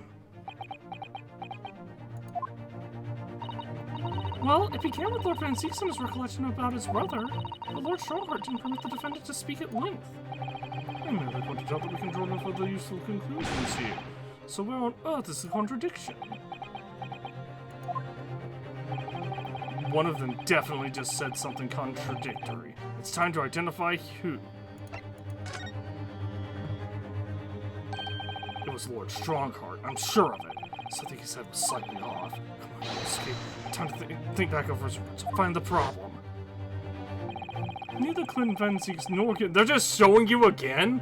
Nor Genshin Asugi still walk this earth. However much we debate this matter now, we cannot hope to reach a conclusion. There are only two extant pieces of evidence from the time. The woebegone ring that acted as the incriminating evidence to Genshin Asugi, and the 3-page last will and testament penned in black ink left behind by the man. Lord Strongheart, would you care to explain?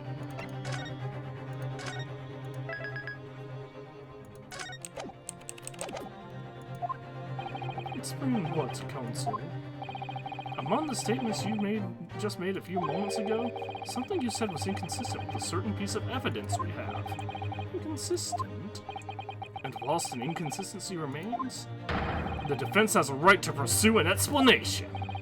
Inosuke, what? Let me warn you about the statements you are making, Counsel. They may very well prove fatal. You claim my words contain a contradiction? With which piece of evidence, you ask? The last will and testament of Genshin Asugi, which are only 2 pages. This here is the will left behind by Mr. Asugi. The 2-paged will. What?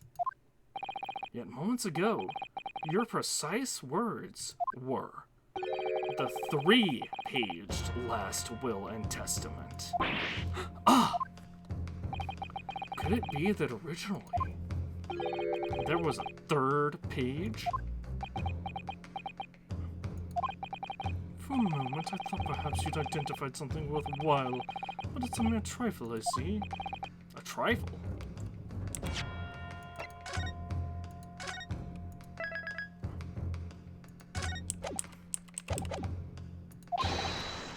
Governor Caden? Eh? What can I do for you, sir? You were present when the Japanese man penned his last will and testament.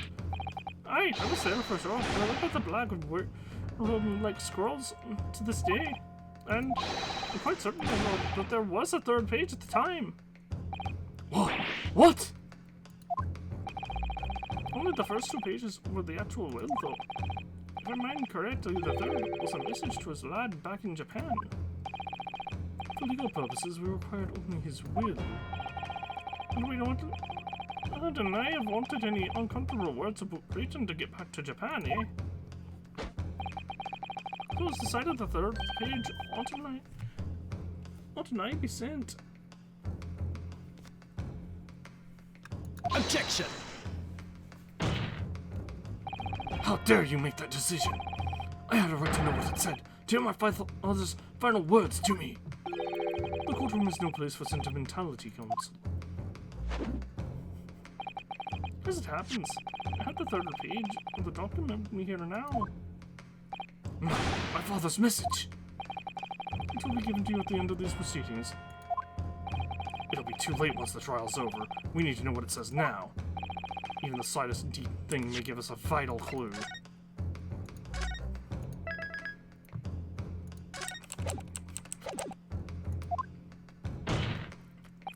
My lord, the defense calls for Genshin Asugi's last words to his son to be read out loud before the court now.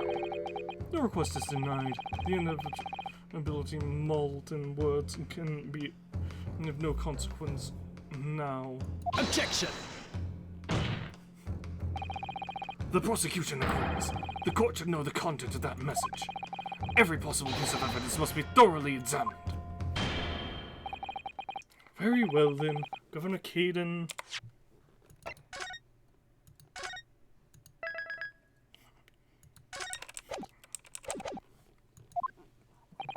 You will read the third page of the document for all present to hear. Yes, sir. Only, I should point out, my lord, that I cannot actually read Wareham language. This beautiful handwriting? Shame on you, Barry.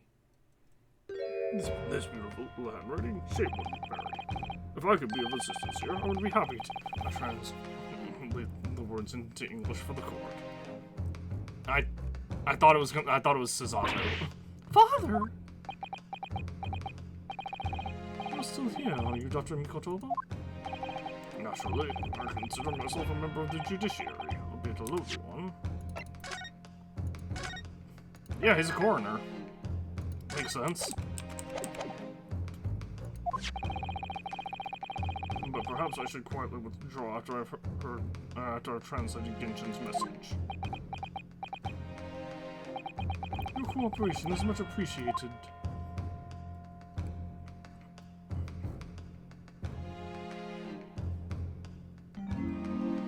Kazuma, the truth is shrouded in darkness. But darkness is only our clan's greatest sword can pierce.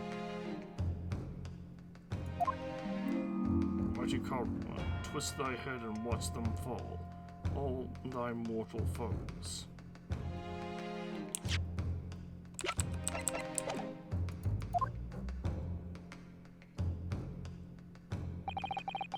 That's the end of the message, it would seem. Haiku poem. Twist thy haiku poem. Twist thy head, father.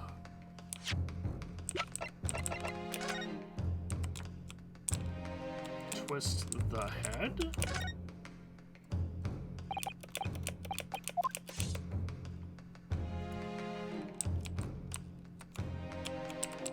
Well, this is the hilt.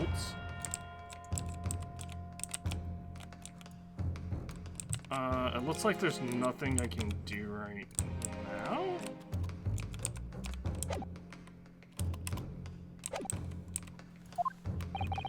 What is Karuma? The name of the Asugi clan's famous sword.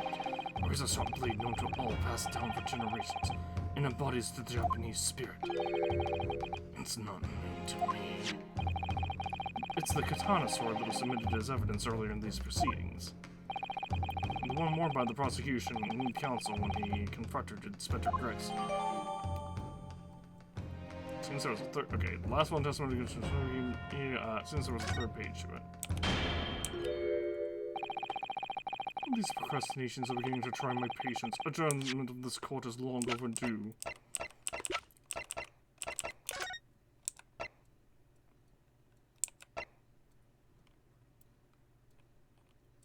Mighty Karuma, twist thy head and watch them fall, all thy mortal foes.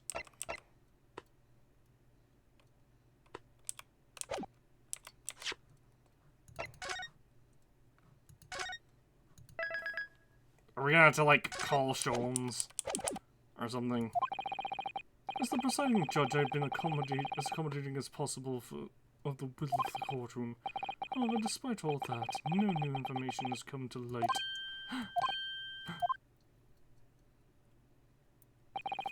In pursuit of justice, Lord Clint Van Zeeks tragically lost all sense of morality. When he murdered his former mentor, clearly he was already devoid of his normal faculties. Objection! How dare you! I refuse to believe that of my brother. Too much time has passed. We cannot ever hope to know more than we do now. Especially since the alleged will or ape in his final moments appears to have been lost forever. Arg.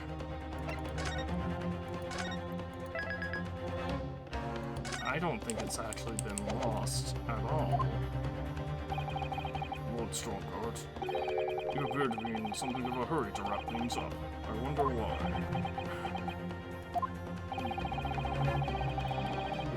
state time and time again during these proceedings that everything he did was in the interest of protecting British law and order.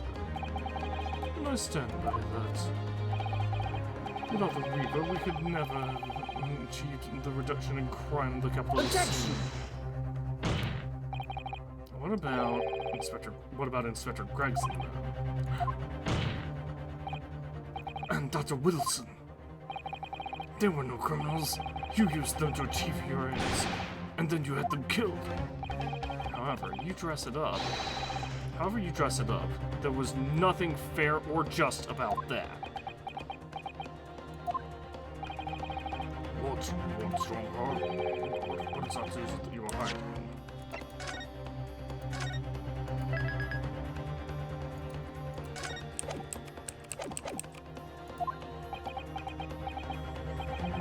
Dr. Mikotuba, are you not to quietly withdraw to the translation of your former associate's will?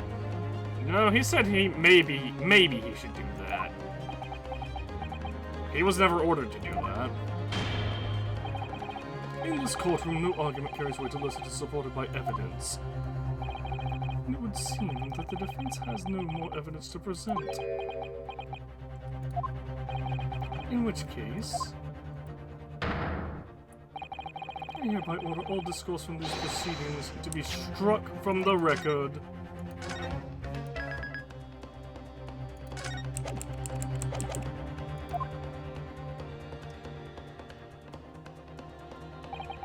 This is my last chance. Mr. Naruhodo! I have to present some decisive evidence now or it's all over. But can I?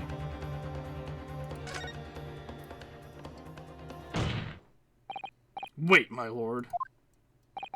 As it happens, the defense does have evidence to present.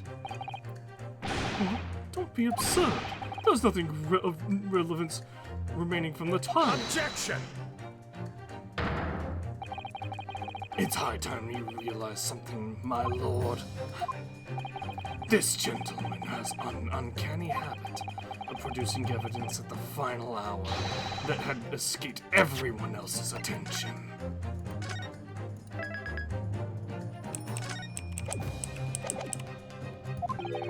Nonsense. What is it, Ryunosuke? What do you have? I dare say, the final, decisive piece of evidence will reveal the whole truth of this about this rotten tale. How can you? Decisive? Well, it would appear that there's no escaping it now, my lord. Let it be so then. Present whatever you think you have that can settle this decade-old enigma, if you're capable. What exactly is this evidence that the defense claims to be so decisive? The sword Karuma! What did I say, counsel? If you're so capable, what are my words? What? And this evidence clearly demonstrates you're not.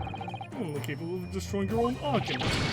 Okay, no, that's not my fault.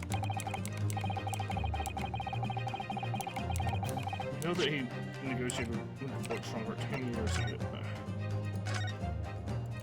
Okay, I thought it was gonna be we present the sword and twist it or whatever, but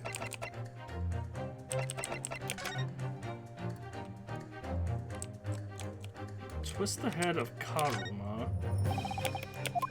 Anything out of place. What do you mean you can't find anything out of place?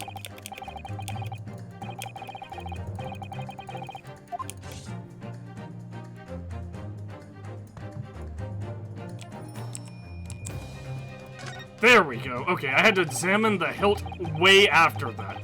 Mighty Karuma, twist thy head and watch them fall, all thy mortal foes. That's the proper way to use the sword, is it?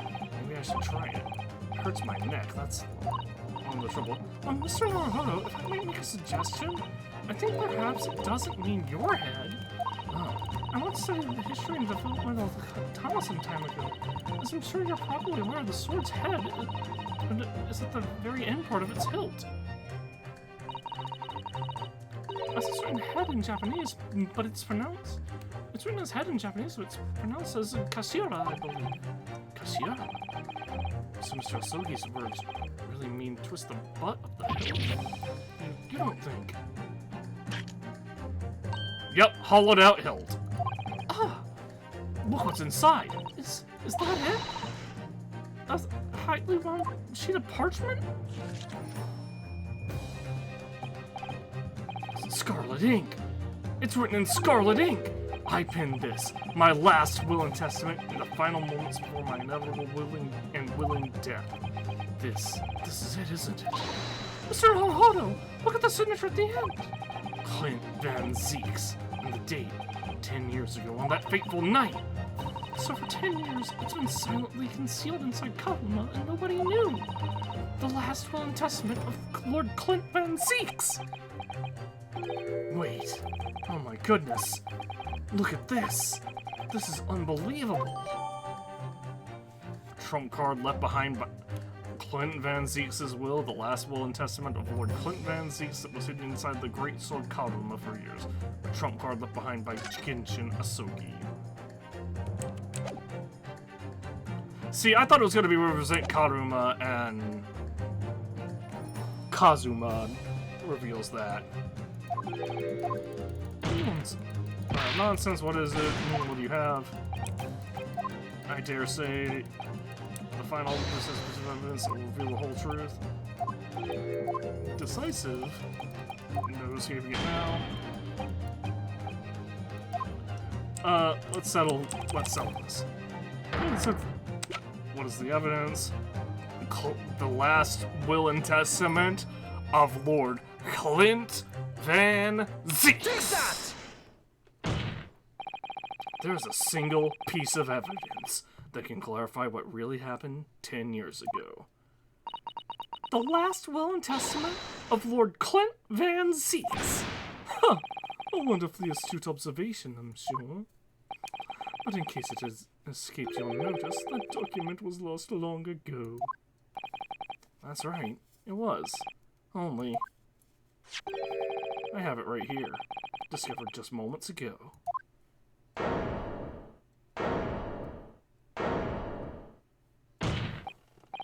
Impossible! That can't be! Everything that's happened comes back to this will. This document is the key that will unlock the entire mystery.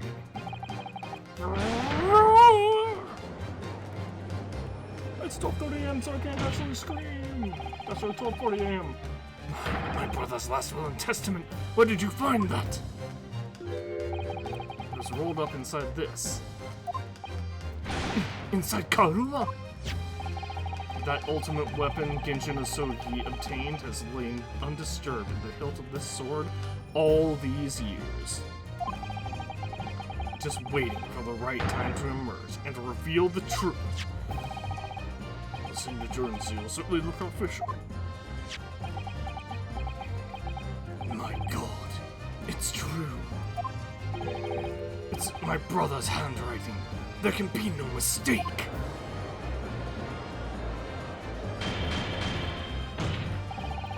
I forbid the contents of that document from being read out loud. Do you hear me? I strictly forbid it.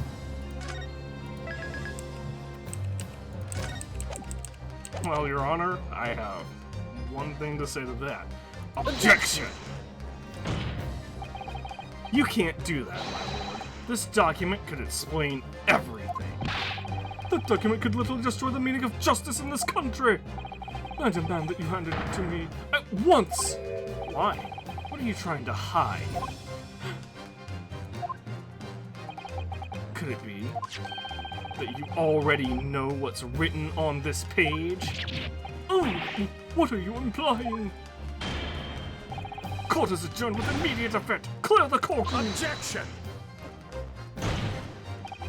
Do that, my lord, and you'll suffer a fatal blow as Lord Chief Justice. I beg your pardon? Forcibly into your trial without good reason? And not any trial, a closed trial by order of Her Majesty the Queen. To defy the monarch's will is treason.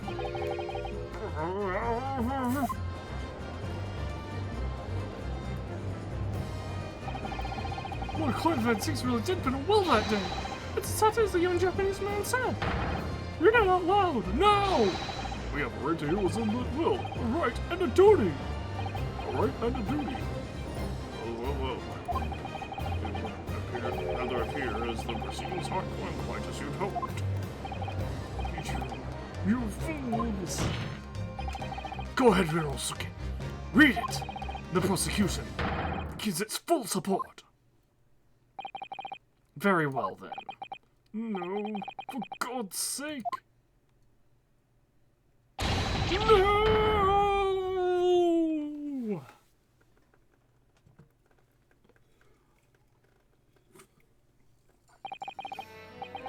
I pen this, my last will and testament, in the final moments before my inevitable and willing death. The hour is 11 p.m., and I sit at my writing desk in my office. My good friend Asogi stands at my shoulder.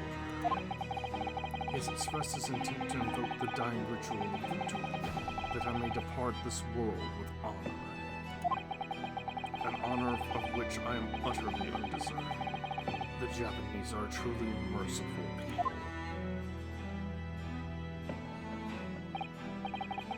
I, Clint Van Zeeks, Lord of the Manor of the Van Zeeks Estate, hereby confess to the following. I am the killer who has come to be known in society as the Professor, guilty of 4 counts of murder. I will not here discourse the corruption rife among the aristocracy, which to me as one of them is so apparent. However, 6 months ago, I took the life of a member of the House of Lords at the heart of the depravity. A demon who habitually sacrificed the common man to further his own interests by abusing his position of power. The law is impotent against such vile avarice. Only a demon can rid society a fellow demon can rid the society of this menace. That demon was my quarry, upon whom I willingly set my great hound. But though I am a hunter of some experience, I am a poor felon, it seems.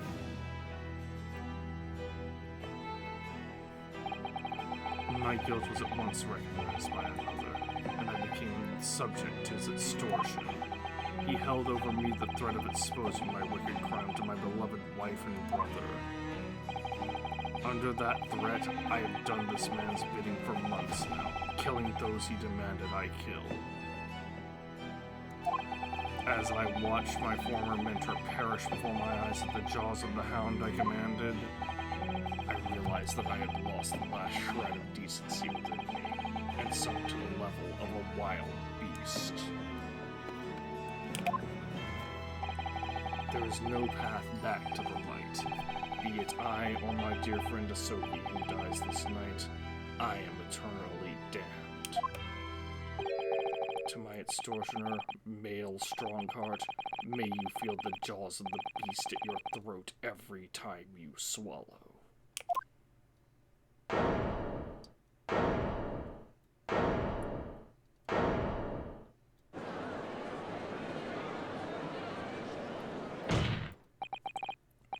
So now we know.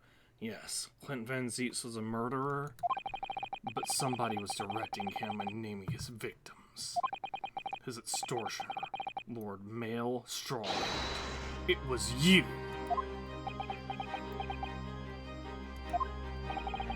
Lord Strongheart, a moment ago, you claimed that what the court has just heard could destroy justice in this country, but you weren't trying to protect justice at all.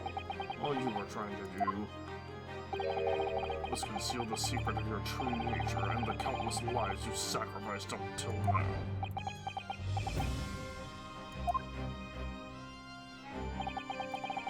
It just didn't make sense to me. The third victim, the former Lord Chief Justice, was my brother's benefactor and a man of lofty principles. As I said, Clint had no possible reason to kill the man. But you did, didn't you, Lord Strongheart? To eliminate the man who stood between you and the office you'd set your sights on.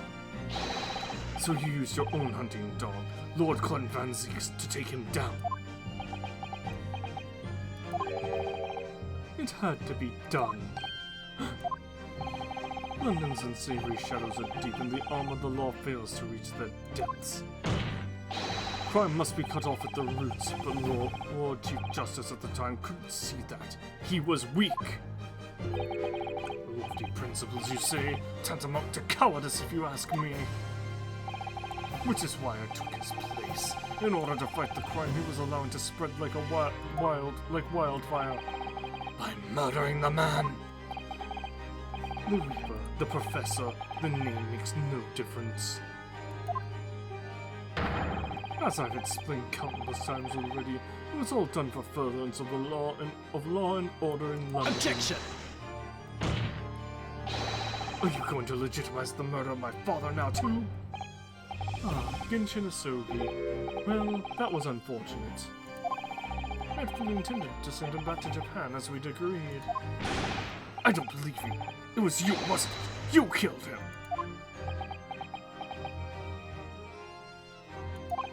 No, it wasn't me who took your father's life. Then who? On the night following his moth's execution, I went to Logate Cemetery at 3 in the morning with Jigoku. Judge Jigoku? I had to be a collaborator on the Japanese side to manage Asogi's treatment after his repatriation. Jigoku had fierce ambition, made him easy to manipulate. 10 years ago, after he stood trial for the destruction of the witness stand, I had words with him. When I told him the position of Minister of Foreign Affairs could be his, he couldn't agree fast enough. Zisho, you fool. As you know, Asogi escaped prison in a closed casket and was subsequently interred. We intended to dig him out of his grave before he ran out of air. But sadly, all did not go to plan. Arrgh! There was an unexpected visitor to the cemetery with his own ideas about digging up graves. A man who witnessed what nobody was supposed to see. Enoch Drebber. Of course, I knew grave robbers frequented London's cemeteries. But that grave on that particular night... if people find out the convent wasn't really executed, the scandal will rock the very foundations of the Empire. Then what do we do? Shoot him, Mr. Jigoku! Shoot Asogi at once! He can't live now that this has happened. He has to go! What are you talking about? You had an agreement! You promised him he could return to Japan. Everything has changed now. If the truth got out because of this, both of us would be finished forever! Come on, Jigoku, do it! Pull the trigger! Shoot!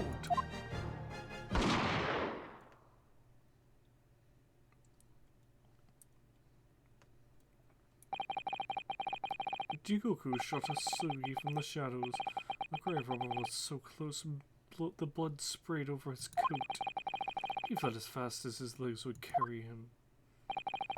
Then Jigoku and I put Asogi's body back in the grave from when she just emerged.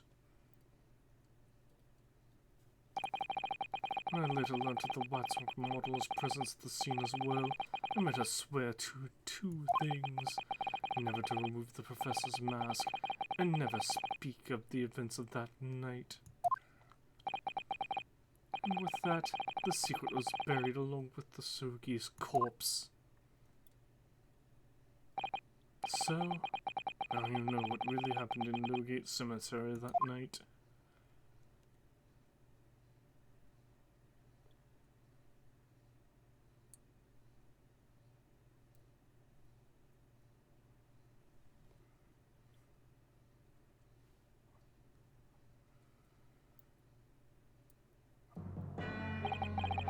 It was Jigoku, your Japanese acquaintance, who killed Asogi in the end, you see. He claimed to be the man's friend, but when push came to shove, he pulled the trigger.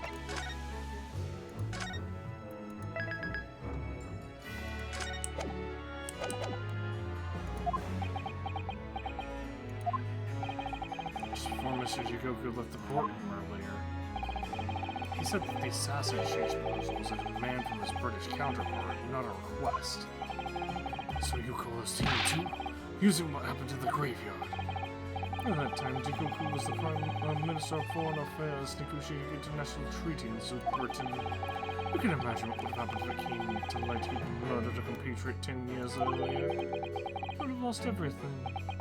I merely reminded him of that. How do you sleep at night? These past 10 years, I've fought tirelessly with the darker recesses of London's criminal underworld, and I've used whatever means necessary to ensure that justice prevails and law and order reign supreme. Objection! That couldn't be further from the truth. The fact is, you haven't fought crime at all. How dare you! I saved Clint Van Six from dishonor and his death.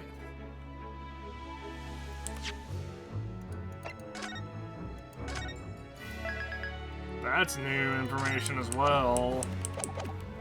Objection! Was behind the scenes, you systematically buried anyone who stood in your way. And then you made my father take the blame. It was unavoidable. It was the only way to protect our justice system and public order. Let's not forget the others you had killed as well. Setting the defendant up as the Reaper to cover up the truth behind the murder. There's a countless more. That's enough!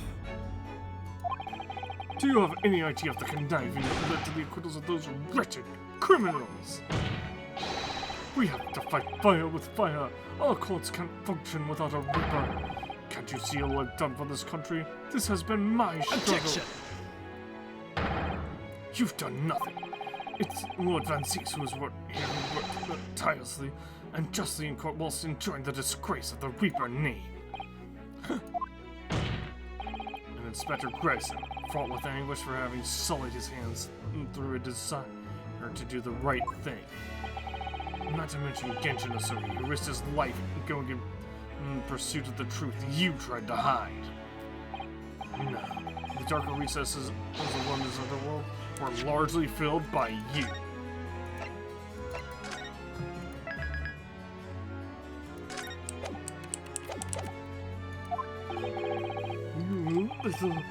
When you get it through your thick skulls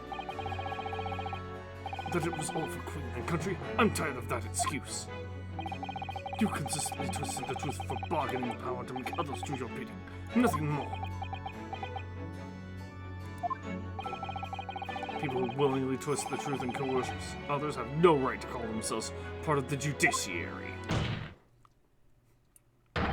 I strongly suggest you don't ever talk of justice again.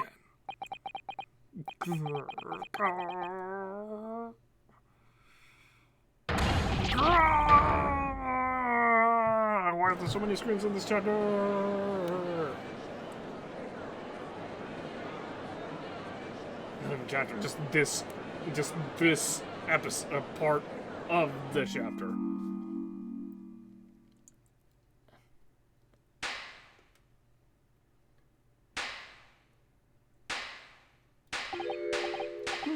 Well, dear me, my good fellows, dear me.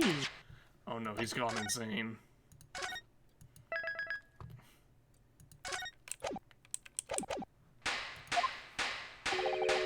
Well, deserved round of applause, I think, for quite a marvelous performance. What are you talking about? Those delightful brave expressions, that beautifully pronounced Queen's English. Really, our friends of the devised are quite the picture of industriousness. You fool! Keep your mockery! Please, don't misunderstand. It really is exactly as you've both said. What are you trying to say? You've occupied the darker recesses of London's underworld, and how did you put it? Done nothing? I confess it's a little embarrassing to have it pointed out quite so starkly, but yes, I really have done nothing, which means...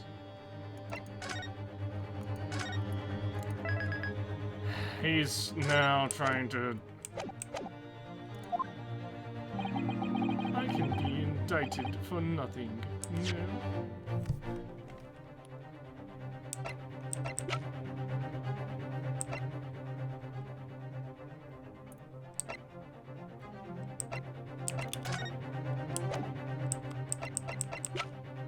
And that's why we need the rabbit here, right? What? It's true. Personally, I have committed no crime. That's false. Extortion, blackmail, etc., etc., etc. I'm merely been surrounded by fools who've acted very rashly indeed. Objection! You can't get away with that. You've consistently preyed on people's weaknesses.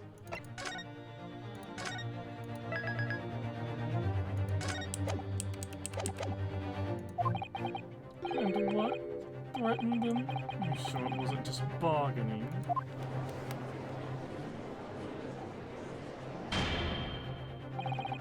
I'd like to address all the good lords, ladies and gentlemen of the judiciary here present. You all know of these darker recesses in our great capital, and deep down I believe you also knew that to fight those who dwell there requires at least some of us to occupy the darkness ourselves.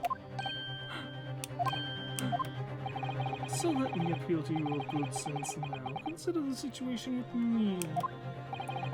With this catalogue of horrifying revelations, which have become common knowledge among the 6 million inhabitants of London, much might happen. The infamous murder of royals and nobles was some respected member of the aristocracy himself. Evidence was fabricated and the scapegoat's trial amid secret negotiations with the prosecutor's office to effect a jailbreak.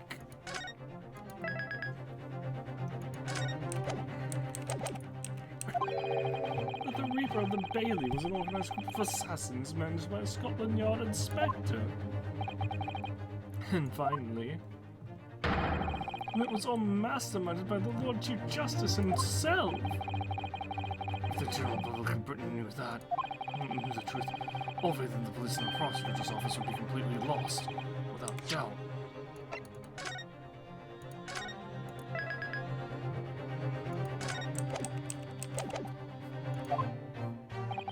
Public order in the capital would completely break down. You'd be cast back to the lawless days of the last century.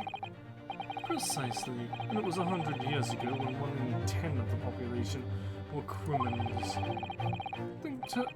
Think what we've accomplished since then. A public police force, a comprehensive set of laws.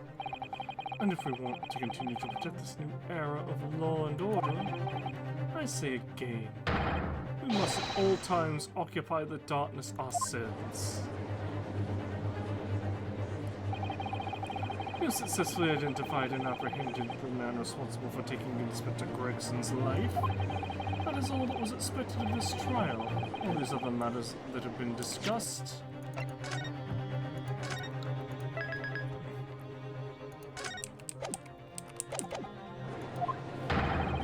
Be eliminated from the minutes of these proceedings in the interest of preserving law and order.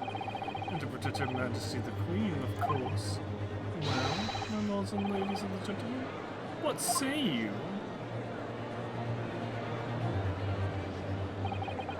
He has a point. The things Lord Sharper has done are quite unforgivable. But on the other hand, isn't our duty to maintain law and order in the capital? You can't deny the threat of the Reaper over the years hasn't done wonders for the crime rate. And by fair means of famine, that's all thanks to Lord Sharper.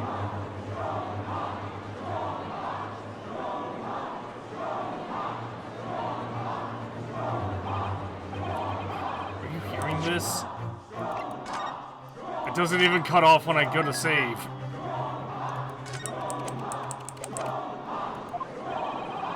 This is the will of the British judiciary?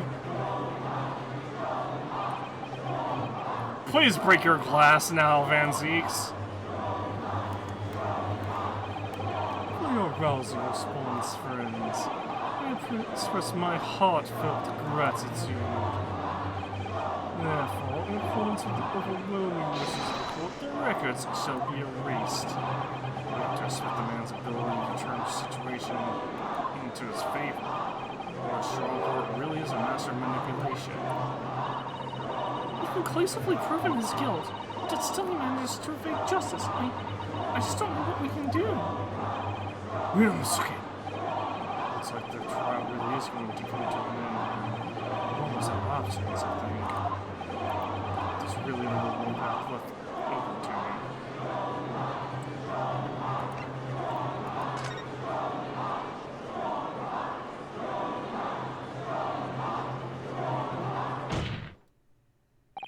Yes, as I know only too well, the only thing that carries any weight in court is hard evidence. But Mr. Naruhodo, what evidence is there to use at this stage in the trial? I have an idea. I don't know whether anything will come of it, but if there was ever a time for using this particular item we have among the evidence, it's now. Iris's Lucky Charm. Take that! Oh my! Yes, Mr. Schulze! As if you had that with you earlier. And this was all Lord Strongheart's wrongdoing now. I have no doubt that Mr. Schultz had already deduced exactly how the truth would unfurl. So I think it must be time for the great detective to take center stage, don't you? I'm gonna save over a different file just in case.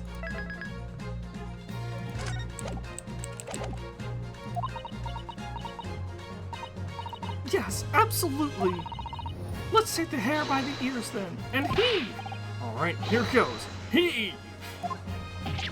Ow, ow, ow, ow, ow, ow, my dear fellows! Must I remind you every time, a gentle tug will suffice. Mr. Schultz, you're looking in quite the wrong direction, Mr. Naruhodo. Because I'm over here. Ah! Mr. Naruhodo, he's... A hologram? It's Mr. Schultz!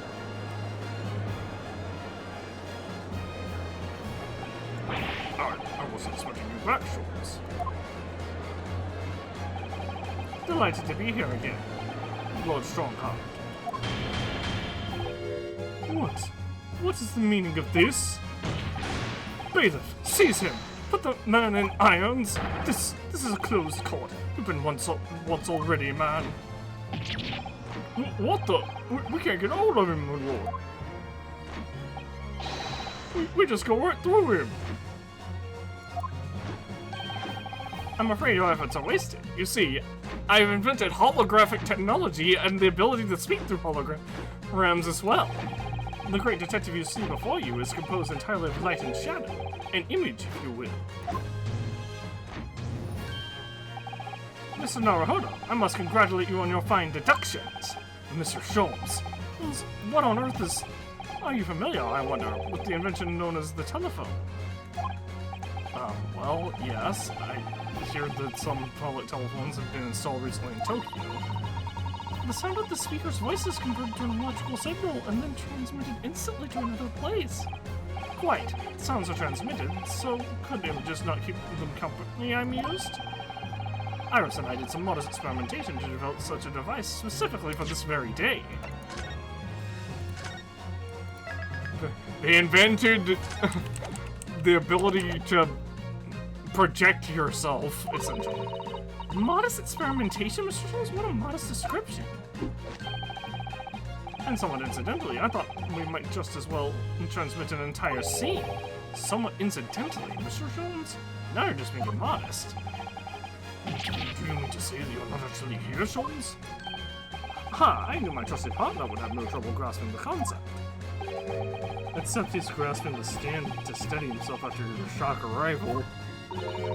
Poor father. I would have hoped he might have been forewarned, being the great detective's great partner.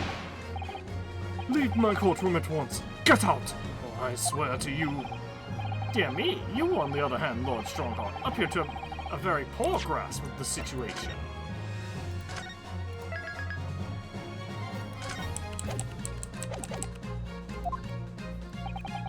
Allow me to reiterate, I am not here, which would, I hope, lead naturally to one asking, where exactly are you? The very question I was awaiting. I am at present enjoying the air in a rather splendid garden. A garden? Not just any garden, you understand. A garden at Buckingham Palace. What? You can't be Buckingham Palace? What's Buckingham Palace, Mr. Naruto? I've never heard of it. Do you ever read the news, Mr. Naruto? Mr. Jones? Is Iris with you there? Ah, well now. Iris is currently enjoying some tea. With Her Majesty. Her Majesty? Not just any Her Majesty, you understand. Her Majesty the Queen of the British Empire. What? What on earth is all this about? Buckingham Palace is Her Majesty the Queen's residence in London, Mr. Naruto! You idiot! Order in the court! I demand immediate silence! Her Majesty the Queen? You can't be! No!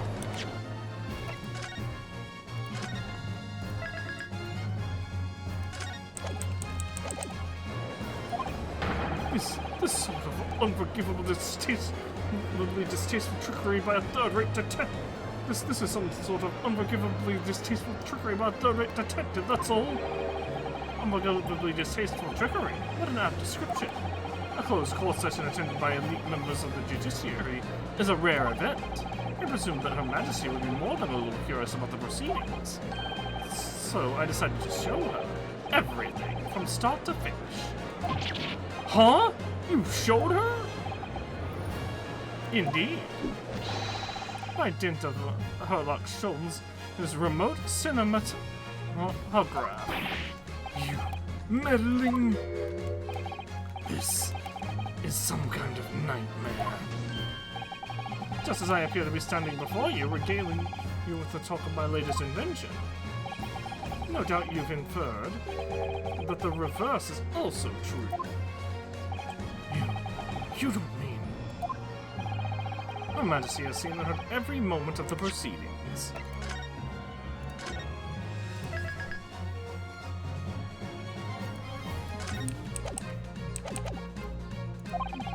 I assume there would be no objection. After all, every trial in this country is conducted under the auspices of Her Majesty, as you know. You... I confess, I am quite impatient to hear Her Majesty's opinion about the unforgivably distasteful trickery in which you've been engaged over the past 10 years. No, I was merely... No, society going, the thing I had so much to talk about. Iris, there you are. In fact, I have a message here from Her Majesty. A message? Well then, if everyone is sitting comfortably. Forthwith and with immediate effect, all authority previously afforded to male Strongheart is hereby revoked forevermore. Furthermore, he will be prosecuted for crimes against his country in public trial by jury in the coming days. So, it seems that Her Majesty doesn't believe we need to fight fire with fire. Justice in this country needn't be administered from the shadows at all. Male Strongheart, the darkness you fostered to conceal your despicable actions these last 10 years is a thing of the past now. After today, your brand of law and order has no future, because you are no longer the Lord Chief Justice. In the eyes of the law and of Her Majesty the Queen, you are nothing but a criminal.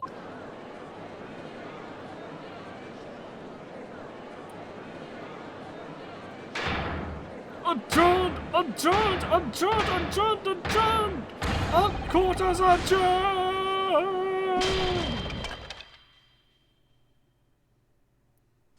How did that not break the desk?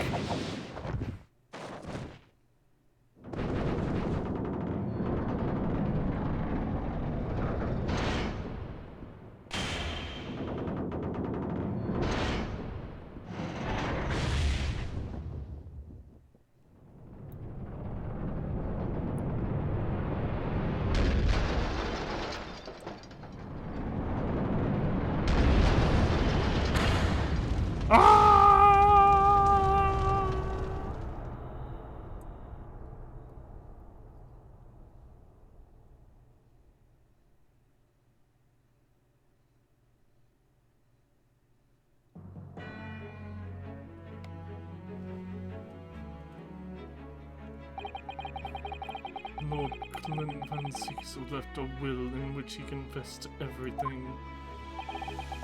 When those words came out of Asuki's mouth, it deranged me completely. I knew I must do anything and everything in my power to contain the situation. But I couldn't find a damned document. I searched his cell, but it wasn't there. Which precipitated the jailbreak plot, I presume. Oh, what do you mean? He broke him out of jail to get Clint's will.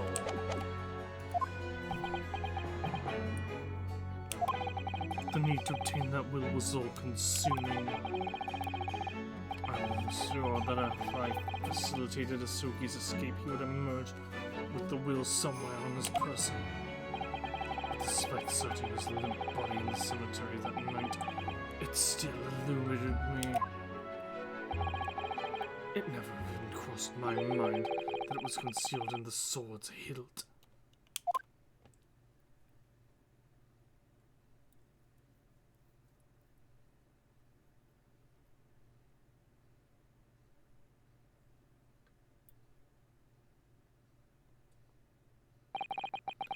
What pains me now is that my brother left this world without a word to me. I'm sorry, Lord Van Zieks. In point of fact, I think perhaps that isn't the case. Sorry? How can that be? There is more to his last will and testament.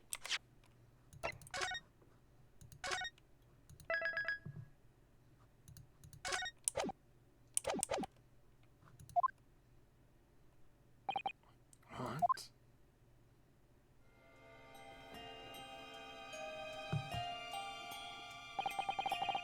As I confront the prospect of my demise, I feel bitter regret for my younger brother. Barrett, you have always looked up to me, and now you follow in my footsteps to become a prosecutor. It is my fervent wish that my unspeakable deeds should not hinder your advancement. I ask not for understanding, for none could understand my depravity. I ask only for forgiveness.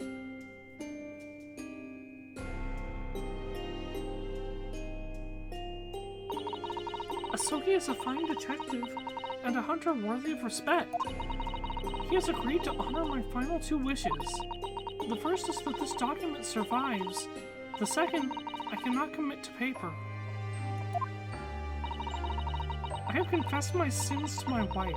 May she find resolution in my death. With my eternal gratitude to my Japanese friend, I rest my quill. Clint Van Zieks.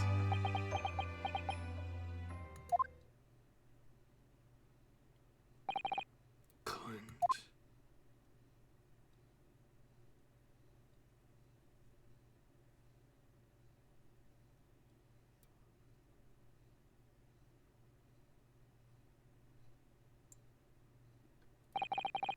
Male Strongheart, you colluded with Sashiro Jigoku in a criminal plot so immense it spanned the oceans, and you cold-heartedly murdered all those who knew the truth about what happened 10 years ago.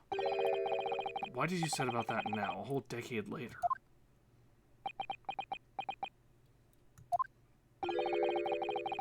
To ascend to the very peak. These last 10 years made me realize... Excuse me, I'm choking on my own saliva. Being the Lord Chief Justice wasn't enough. Short of becoming Her Majesty's Attorney General, I could have no real power to affect the changes needed in this country. And for that promotion, I needed to ensure no remnants of the past remained. How could you? I like everything to run smoothly in the exact manner that I prescribe, like a well-oiled machine. And I was just a step away. And for your ambition to succeed, did you even bother to count the number of brilliant people you had killed?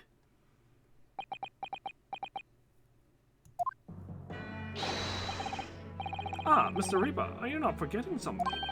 Such as...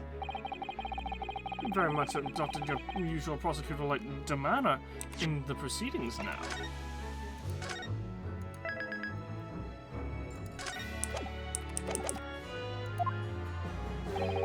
But the reality of the situation is that you are the defendant in this trial.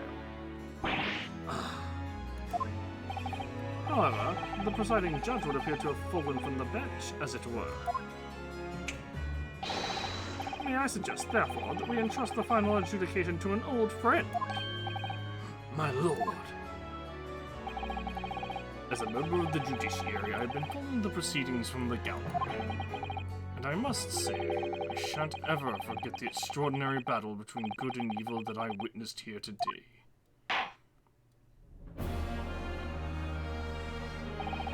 The darkness that has blighted justice in our lands these past 2 years has at last been dispelled. Thanks in no small part to the efforts of a bright young star from the east. Defense Counsel Naruhodo. Yes, my lord. On behalf of everyone here present in the Old Bailey, I give you my heartfelt thanks. You're too kind, my lord. The first time I faced you in court just under a year ago now, I had the faintest of intimations that a British justice so warped and twisted over its long history was finally to know change. This might just be the man to do it. What? But at the time, I wouldn't allow myself to acknowledge the possibility. I couldn't overcome my hatred of the Japanese after the circumstances of my brother's death. Mr. Naruhodo, allow me to apologize for countless discourtesies on my part. You are a lawyer of boundless talent. Oh, Lord Van Zeeks!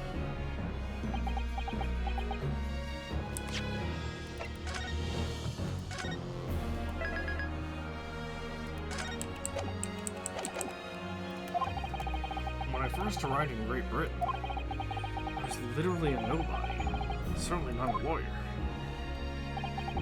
The truth is, my fortunes have been entirely made by the miraculous people I've met. My best friend Kazuma Soviet led me here to Britain in the first place. My loyal and ever-patient judicial assistant, Mrs. Zatsu, who helped me study and become a lawyer. The brilliant Lord Van Zeets, who never failed to challenge his Nipponese rival. And not to mention, the exceptional master of logic and reasoning who showed me the true art of deduction, Mr. Schultz.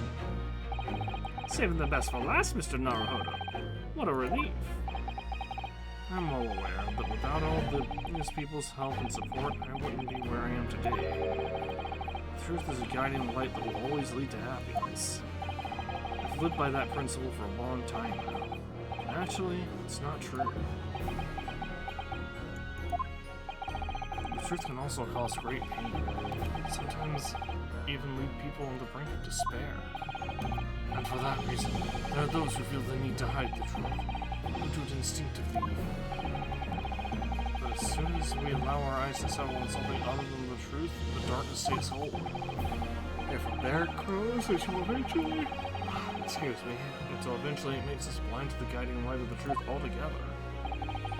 So that's why it's my belief that we must all resolve never to avert our eyes from what is just and true.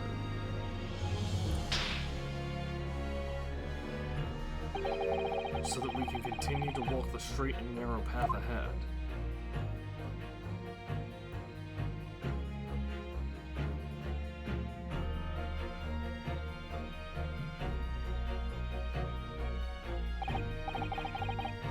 Well, I must excuse myself now.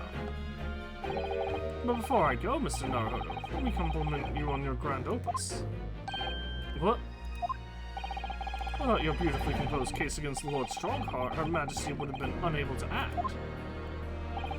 Thanks to you and your fellows, the haunting undertones of corrupting British justice system have been silenced. Thank you very much.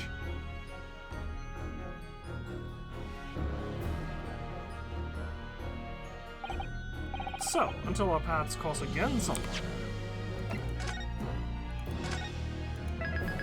Hopefully, you know, at 221B Baker Street. Well, it would appear that this long trial has finally come to an end. My apologies for any anxiety caused, my lord. I'm quite sure we shall meet again here in the courtroom before long, Prosecutor Barrack Van Zieks.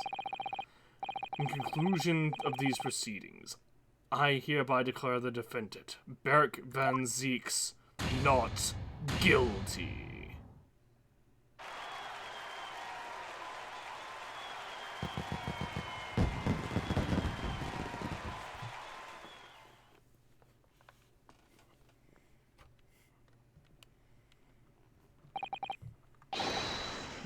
That is all. Court is adjourned.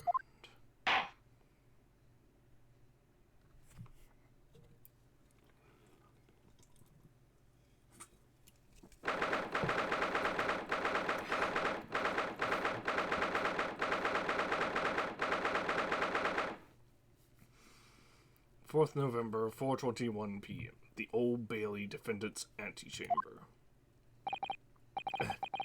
Really is all over. Did I sacrifice too much? Mr. Naruhodo, I really must congratulate you. It was a truly splendid performance. Honestly, I couldn't be happier for you. Oh, thank you very much. I really couldn't have done it without you at my side door at all, Mr. Sato. Oh! Your kind words mean so much to me. It really was a very splendid show, that novel. I'd have thought you'd be smiling from ear to ear, but you look rather glum. Excuse me.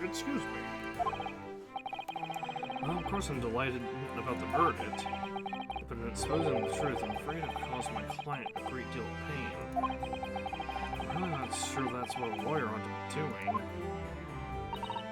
Oh well, in that case, I'm quite sure that when you see Lord Van Zieks' smiling face, everything will seem much better.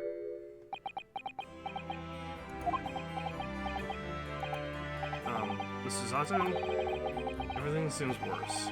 He has a face like thunder. Oh dear, I really shouldn't have presumed. Mr. Naruhodo. Yes? Almost a year it's been now since I first encountered you here in this very courthouse.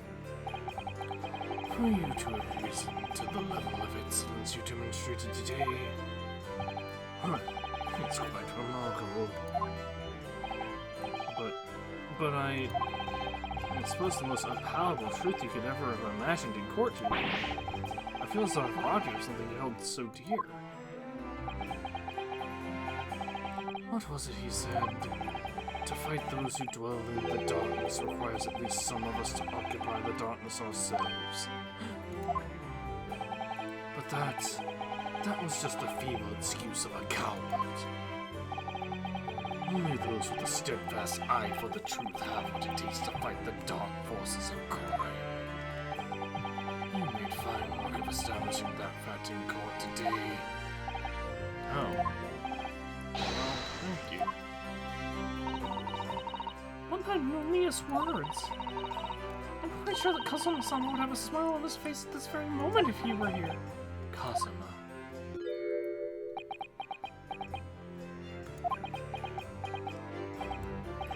Mr. Zato, he's not smiling. There's another face like thunder here. Oh my! And he really was here! Lord Van Zieks. Allow me to congratulate you on your acquittal. Congratulate me, or curse me. You failed to bring down the Reaper. False. False. We did bring down the Reaper being Male Strongheart. I owe you an apology. No, it is I who should apologize. Your father, Genshin, I've been stronger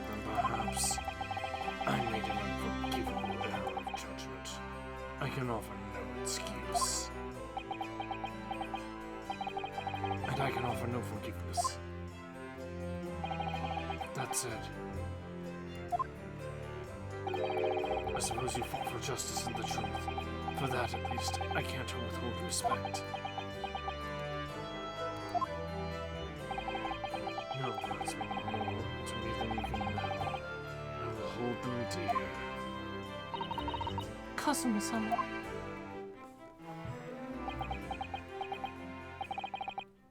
I must say, there's one thing that's still bothering me. What's that?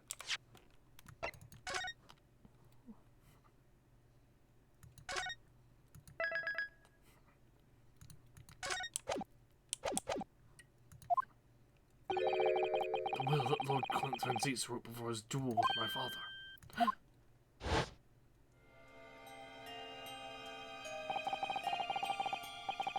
Sugi is a fine detective and a hunter worthy of respect.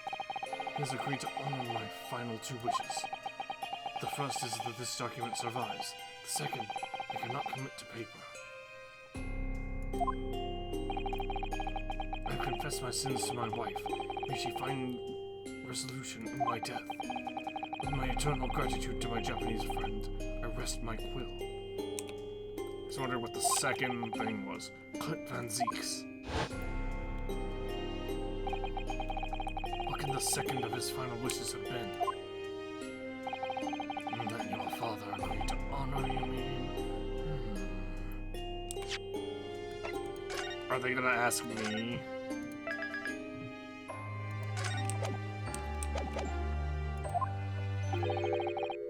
I think perhaps. I think perhaps I might be able to shed some light on that. What? Father? It was 10 years ago, as you know, the day before the execution was scheduled. I went to the prison to say my farewells to Genshin.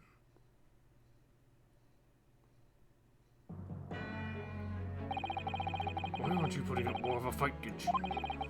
If you'd only agree to it, Shishiro and I would gladly petition the government. We've been through this already. You don't need to worry about me. Anyway, Yujin, I have a favor to ask of you. Something of great importance.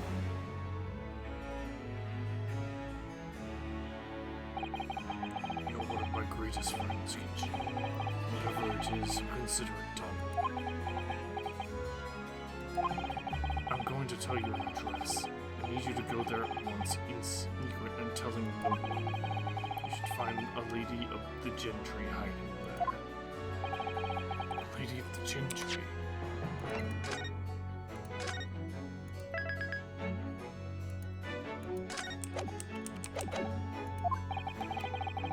She's not in a good way, and she's with child. The birth is imminent. As a medical man, I'd like you to attend to her. Please, you're her only hope. By any chance, is the child yours, Genshin? Don't be daft. It's a favor that was asked of me by a man I knew. As his dying wish. My goodness. I swore to the man that I would help. That I would do whatever I could for his wife and his unborn child. The dying man's final wish. The dying man was Clint. And this is Clint's wife that Mikotoba is going to. And the unborn child. Born. What if something should happen to me? I promise I haven't played this game before. Holy shit, I called every twist though. I'm gonna say it now. The twist that I said, I think, last episode, or, well, no, it wasn't last episode. It was fairly recently when it was the whole topic of Iris's father, and I was like, I bet Iris is actually a Van Zieks, and she's like Clint's or child and Barrick's nephew, or not nephew, niece. I may have used the wrong word at the time, but But yeah. I need you to ask you that same favor. You're the only person I know that I can truly rely on. What did you say? If something should happen to you? Wait. Tomorrow night you're going to be...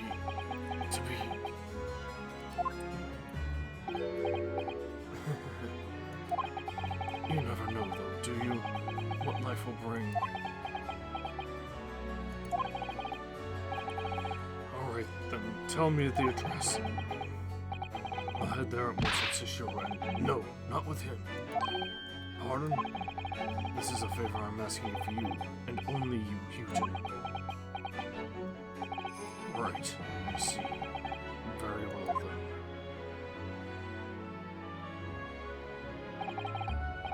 That very night, I called a train from Paddington to Dartmoor in Devon. I found the old house in the middle of nowhere. It was an old hunting hound lay asleep in the grounds. The poor woman was on the floor at the back of a darkened room. She was in mortal danger. I broke her waters to precipitate the labor before she weakened further, but it was a torturous birth. She didn't survive, did she? I did everything humanly possible for her and her child.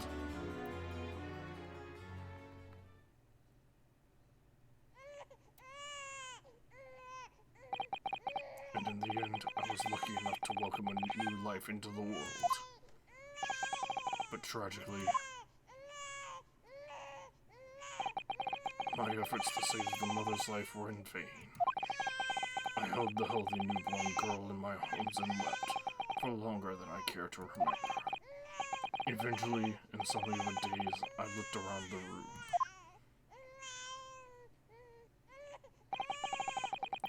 There was precious little in it, but an old travel trunk caught my eye. It clearly had been well looked after over the years, made of top-quality leather with fine stitching. But it was when I saw the emblem on the side of it that everything dropped into place.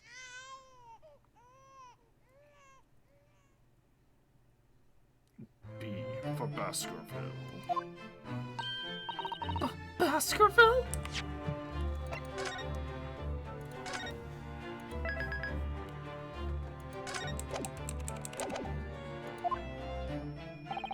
You mean the woman was the wife of Lord Clint Van Zeeks? That's right. The newborn was his daughter. But that makes no sense. Why on earth would Clint have entrusted the child to my care in that case? I was completely unaware that he even had a daughter. I suppose he didn't really have any choice. What? Well, your brother said that he confessed to everything to his wife, so she must have been beside herself with worry for her child. The true identity of the professor, wherever to be made public, the girl would be forever branded as the daughter of the infamous mass murderer.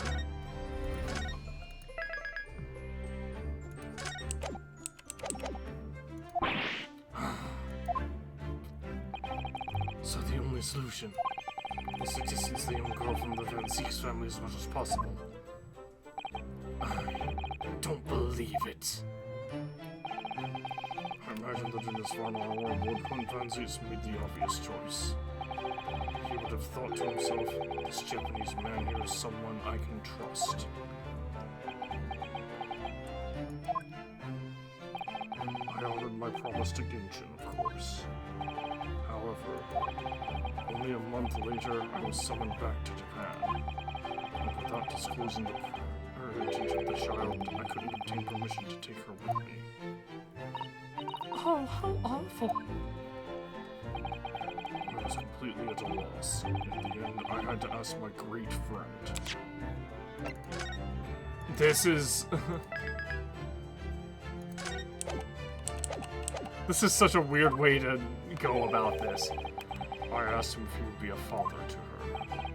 That being Mr. Sholmes, I presume? Yes. He He took one look into my eyes and agreed to it on the spot. Mr. Sholmes, he has a heart of gold. Really, all that can be said that I did for the child was to give her a name. When I come to Britain, I was trying to escape from the grief of losing my darling wife. So it was her name that I gave of the little girl. Your wife's name, Professor Mikatola? In other words. The name of my mother? Ayame Mikotoba. Oh! That's right. Ayame. Or in English, Iris. Iris.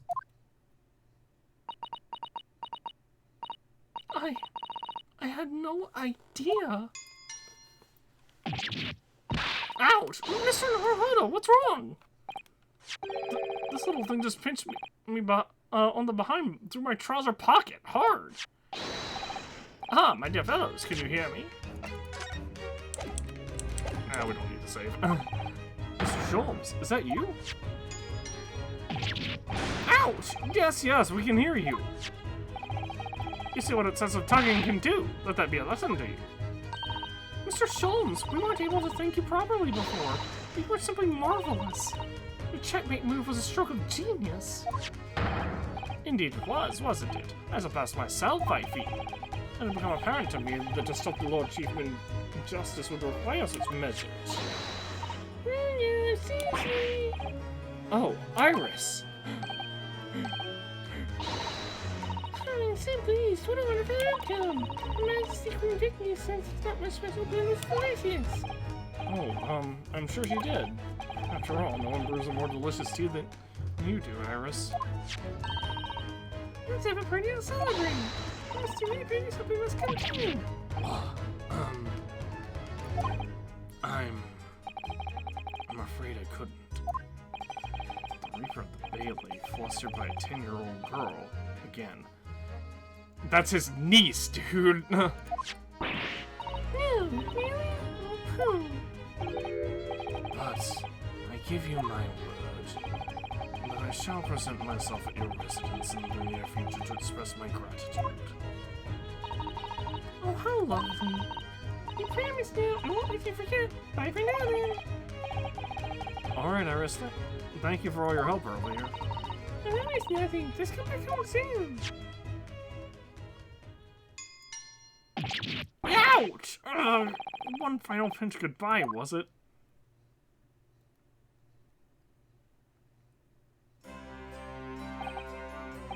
Well, I think I ought to be leaving. Lord Van Zieks, would you care to accompany me? Certainly. Mr. Naruto, allow me once again to express my deep gratitude to you. I believe you saved my life.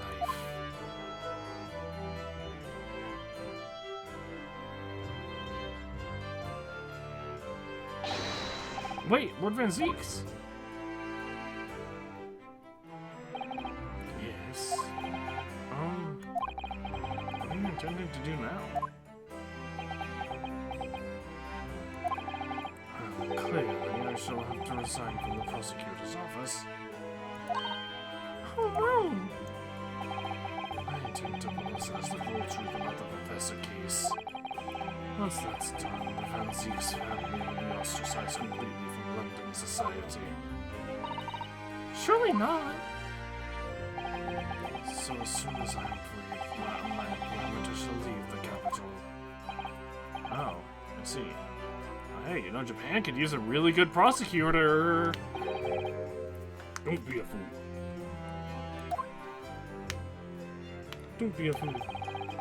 Don't be a fool. Are those actions the actions of a man who once appeared as the mighty Reaper of the Bailey? I beg your pardon. For the past 10 years, you've endured that pseudonym and been cast as one of the dark forces yourself.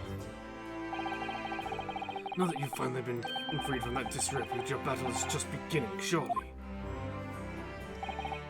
Well, I certainly never expected to hear those words from your lips. I waited waited a very long time to come to London.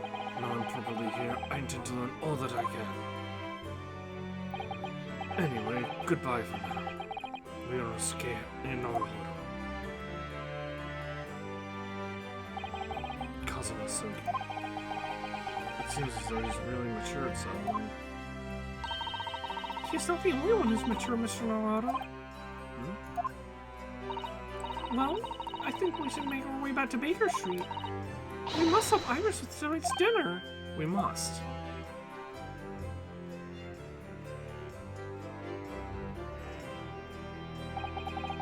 It was then that I came to an important decision about my future.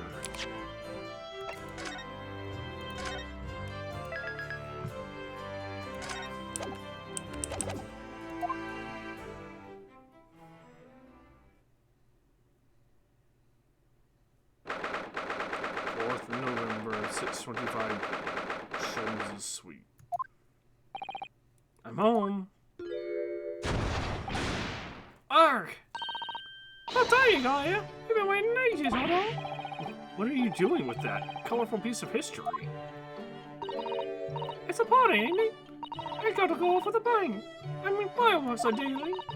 We ain't got fire, supposed to that's best thing, ain't it? There's a girl on Fresno Street who could help you with that, I think. Right, I remember that.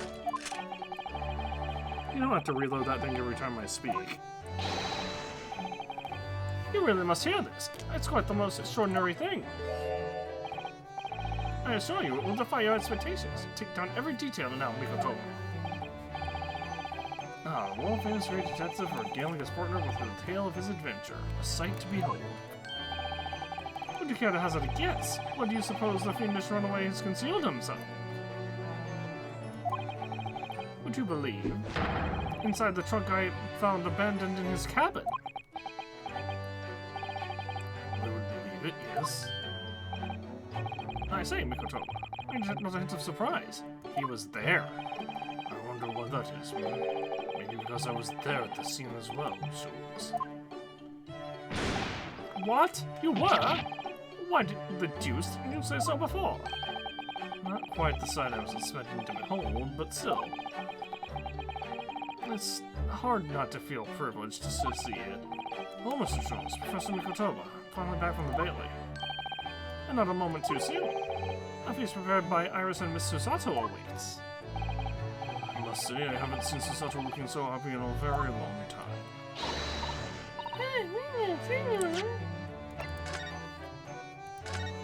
There's no way Naruto is, or we're going back to Japan, right?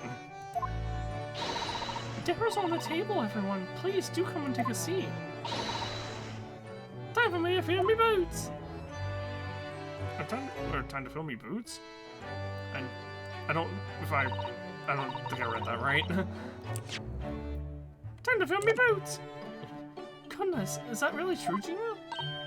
No, I'm losing my compass quarters and going back to what I know best. A diver's life for me.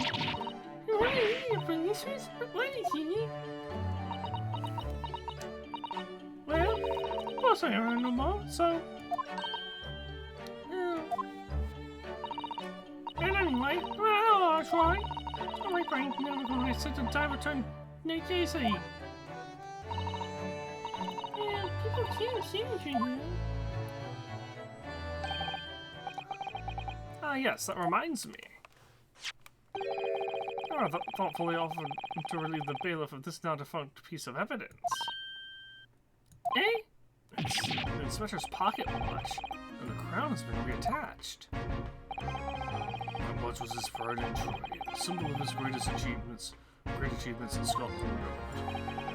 For 10 years without fail, it measured every second of the man's remarkable career.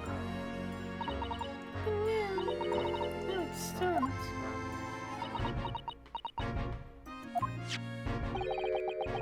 Someone needs to get the memory of Inspector Grayson's career alive by taking on the great responsibility of winding that watch every single day again. Yes, someone with an equally fierce detective spirit.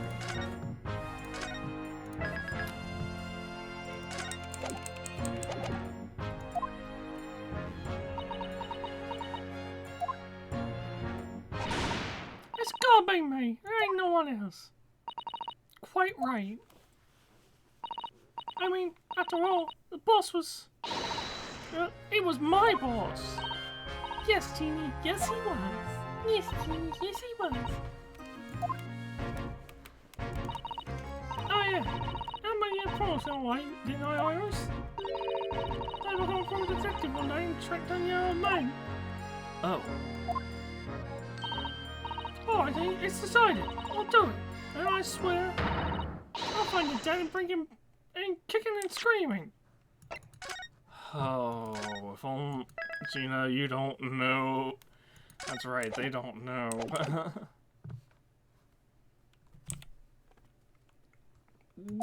We'll let Van Zeeks explain it.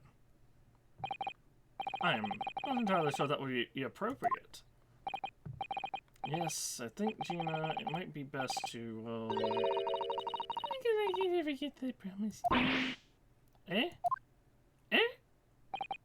Iris? Well, honestly, I've always wondered about who maybe your daddy is. Of course I have. I wanted to know where I come from. I thought it might tell me something about myself. It caused such a lot of trouble trying to find out for so many people. Harley, Bruno, Professor Mickey. Oh no, not at all, my dear. Really, you owe no apology to anyone. But anyway, I decided to give up on it. Because I finally realized my daddy is the greatest in the world. I don't think it matters what his name is or who he, or where he's from. Don't you agree? Ernie?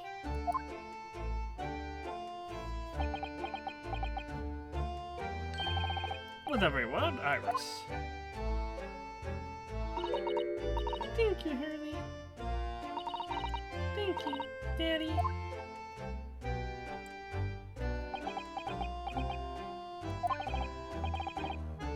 I think Mikotoba.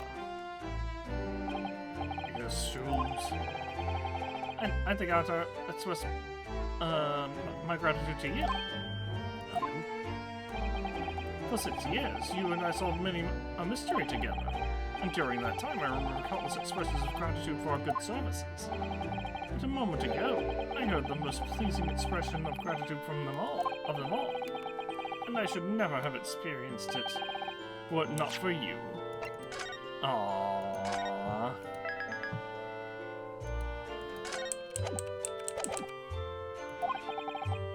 You old salty shones. I must confess, it's a weight off my mind to hear you say it. Well then, this calls for a lengthy violin recital, wouldn't you say? Oh, well, you could make it cold. That's the only problem. Maybe next week, Hurley. Are you sure a week is long enough, Iris? Ha ha ha ha ha!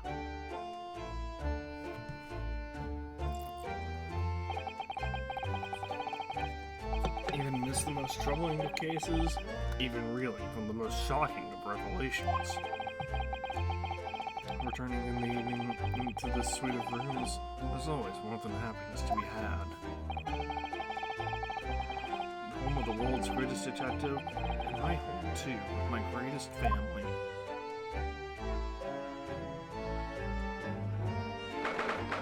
November, 9:37 p.m. Melrose Legal Consultancy.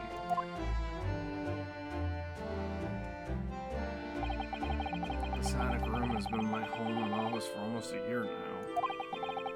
I've certainly had some unforgettable experiences whilst I've lived here. But I think now the time has come. Time to bid this place farewell. Oh, we are leaving. Intriguing. Naruhodo. Not Naruto. Oh, Professor. I didn't hear any sound from Suzazu's room. Yeah, Suzazu-san went out after dinner. She took a carriage. Something about an important matter she needed to take care of. I see. I wanted to thank you for what you did earlier. Oh?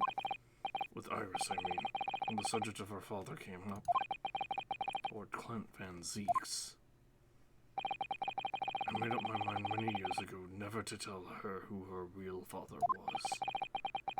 It's what was agreed with Ginjin, after all. Lord Clint Van Zeeks' final wishes before he died, you mean? Yes. I've had to take some rather drastic steps at times to protect that secret, you know. Calling Susato back to Japan 6 months ago, for example. That's why? When I read Saseki-san's report about his final days in London, my heart nearly stopped. You'd stumbled across the crux of that terrible case, the dog's color.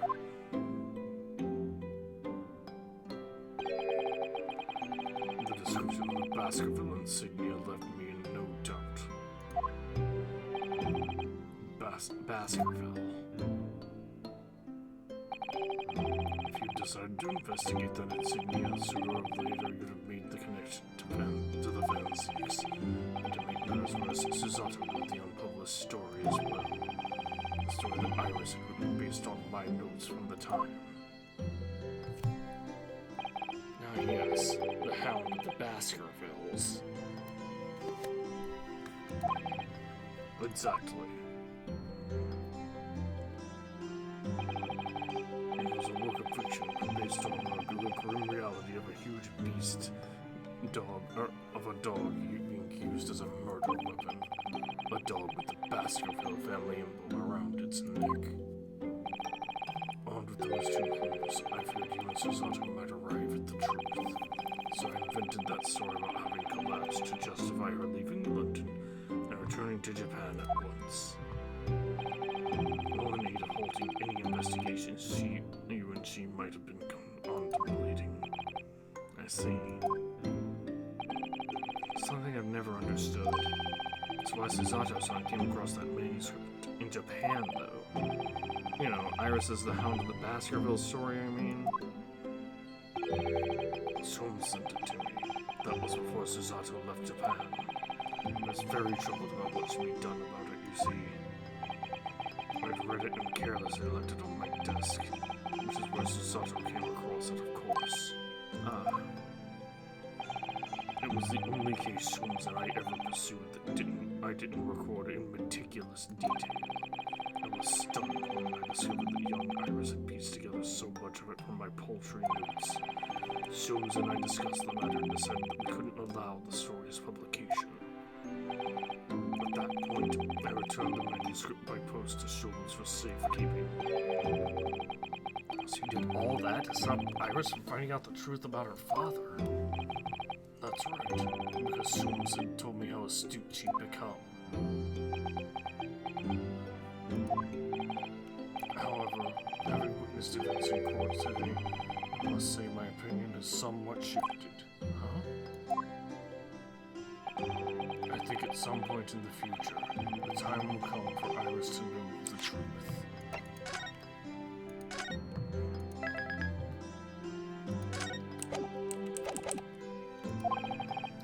And when it does, well, I believe it will be for the best. I think so too.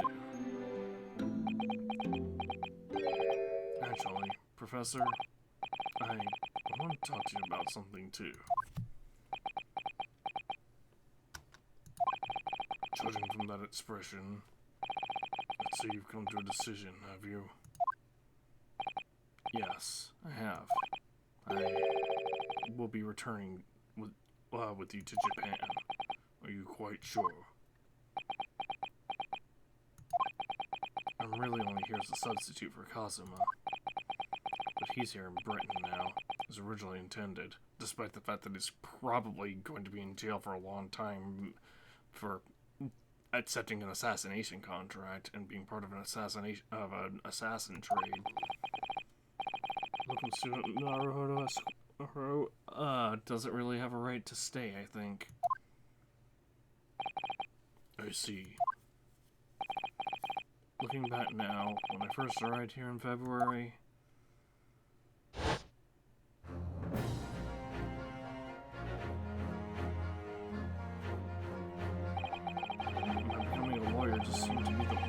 things turned out. With Kazuma, Susato-san, and Mr. Sholmes all gently pushing me in that direction.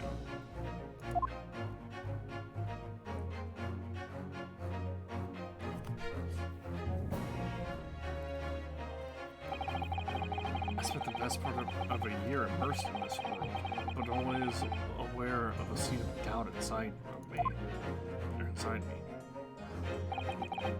Until today. Standing in that courtroom earlier, all doubts vanished from my mind.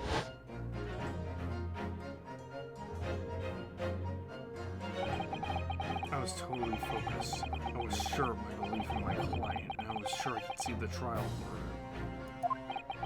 And at the end of it, I finally realized no one else chose this path for me. I chose it myself.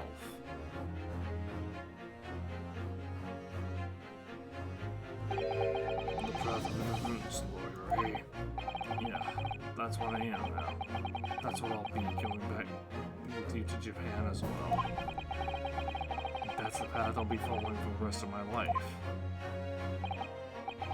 Well, it sounds like you've made quite a resolution there. I have. Very well then. I must say it's extremely welcome news. I shall make arrangements for your return first thing tomorrow, but I don't imagine we'll depart for a few days. Not with the symposium having been cancelled now. It's such a shame. Never mind. I'm sure there'll be other opportunities in the future. Well then, I'll bid you good night.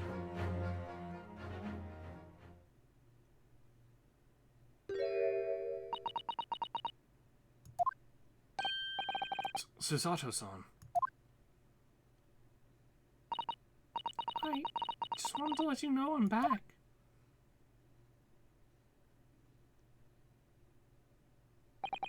Did you, hear what your father and I were discussing? I'm sorry. I did, yes. I couldn't help but... Oh. How much did you hear?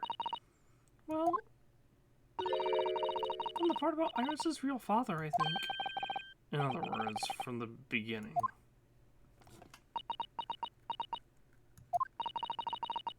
So you've made up your mind. You'll return to Japan and continue working as a defense lawyer. Ah, yes, I'm sorry. I really should have consulted you about it. I did want to earlier this evening, actually, but you'd already gone out. Oh no, that's quite alright. I already knew that it's what you'd decide, Naruhodo-san. You did?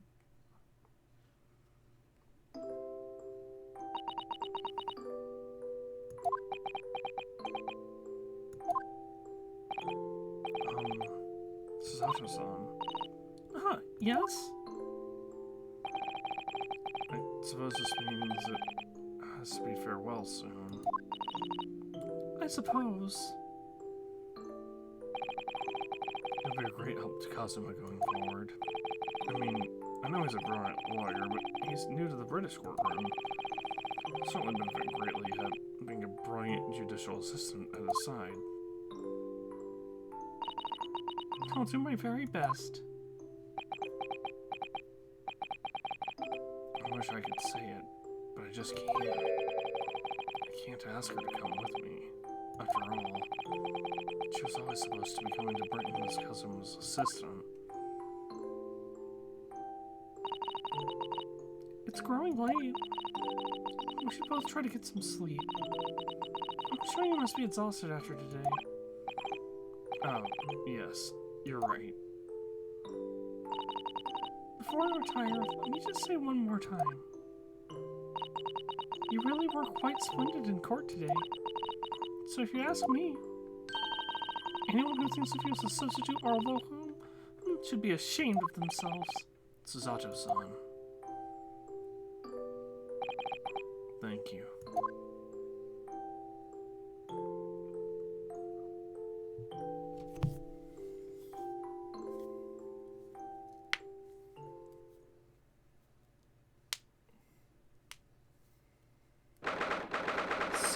November.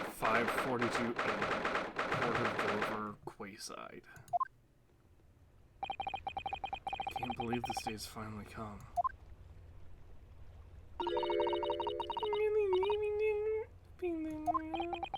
I'm afraid so, Harris. Thank you so much for everything. I don't know what I'll do without you or your wonderful cooking and delicious tea.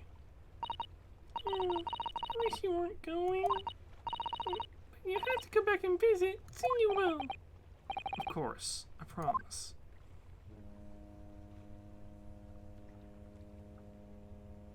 Well, it was a very brief reunion, but it was a pleasure to pursue a case with you again after so long. For a while at least, it felt like old times. Yes, I suppose on reflection, there's something to be said for it. Having a little fun once in a while. I'm just gonna say goodbye to the professor as well, I think. Alright, Iris, you do that.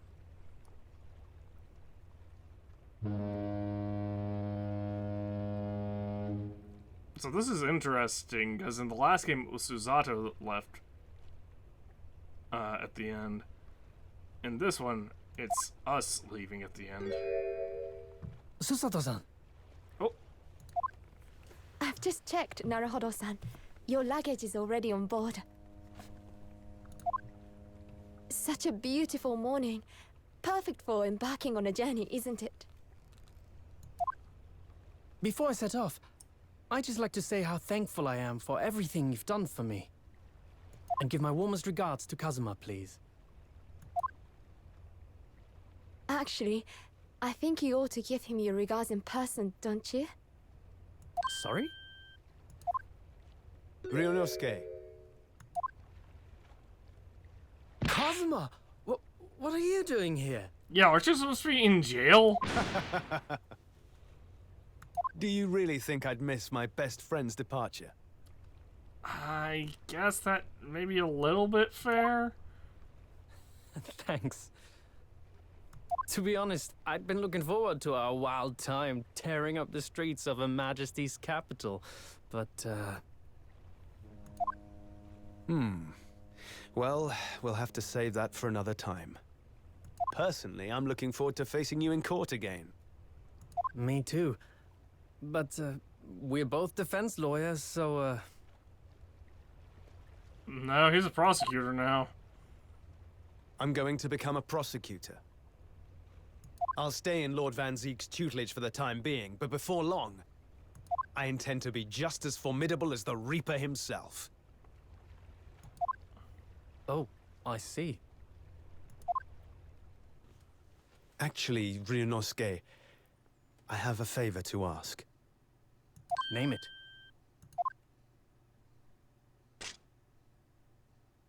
I'd like you to take care of this for me for a while.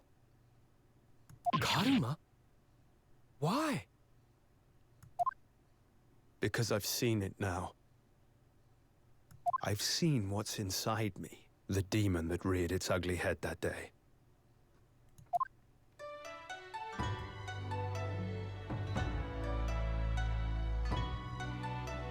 It was only for the briefest of moments. The last time I came face to face with that inspector. But it was unmistakable. I wanted to kill him.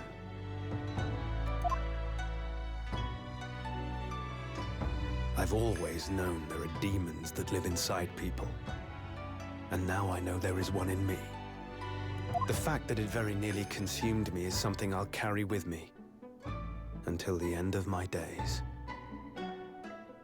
While I devote my life to fighting those whose demons have got the better of them. As a prosecutor. You know we could reforge Kagoma, right? So, that's what you've resolved to do, is it? All you'd have to do is melt the... Until I'm ready to melt face the things demon back within together me. with the correct To mold. slay it once and for all. I leave this in your care. If you'll take it. Of course I will. I'll keep it by my side. always.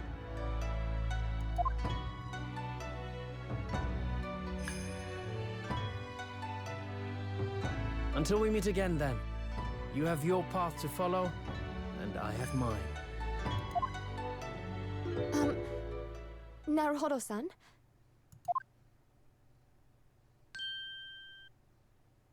The path you're going to follow from now on. I wonder if I might follow it at your side, and unless I'd be a burden. What? Shouldn't you have asked this at least 3 days ago so you could pack your own stuff as well? I mean, I would very much like you to come with me. But aren't you... You're so predictable, Ryunosuke. I am? I'm just gonna turn autoplay on here. Honestly, you never change at all. But that's what I like about you. You mean you knew about this? It was the evening after Lord Van Zeek's trial came to an end. She came to see me at the prosecutor's office. Really? Oh, when I had that conversation with Professor Mikotoba. So, you'd go with Ryunosuke back to Japan?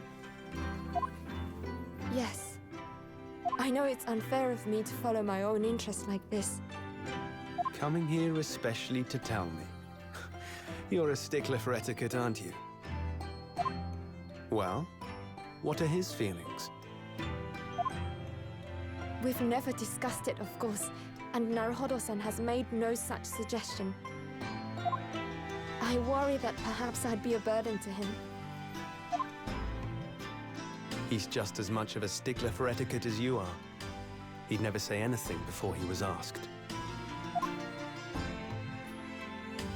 But I'd feel happy knowing you were with him.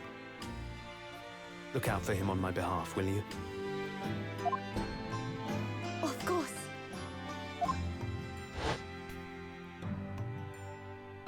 Susato-san. What do you think, Naruhodo-san? With you by my side, no trial would seem too daunting. So if you're willing, I'd be honored if you'd come with me. Together we can take on the world.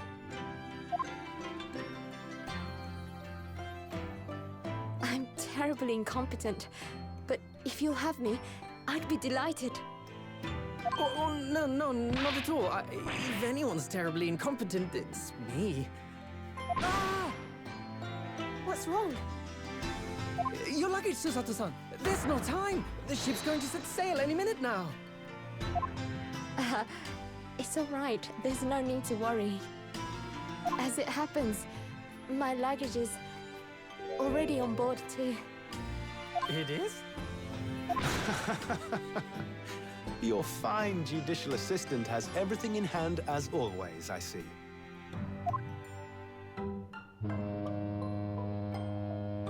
Bruno! Your ship's about to leave! Time to go then. Look after yourself, Ryunosuke. Kazuma, draw your sword.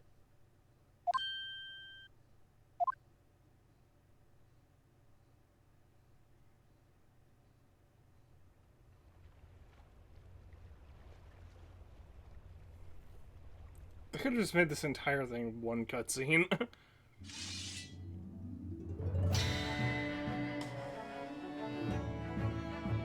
One day, when our paths cross, once more, we'll fight a duel of words across the courtroom. A day I eagerly await as a lawyer. I've been waiting to hear you say that, partner. I was gonna say, is the chip still broken off of Karuma? And yes, it is.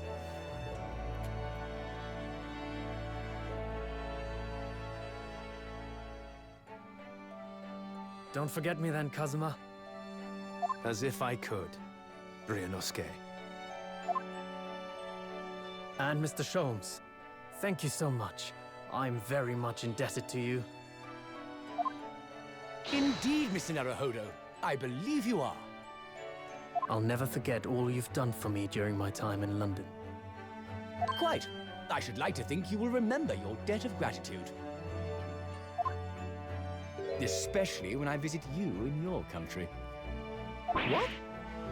The truth is, although many are ignorant of the fact, the world is far smaller than most folk realize. Well, I'd be delighted if you came to Japan one day. Oh yes, we'd welcome you with open arms, Mr. Sholmes. Oh, that sounds wonderful! I can't wait! In that case, let us conclude that this is to be merely a brief parting, my dear fellows. I like my voices better. And that brings us to the end of my adventures in Great Britain.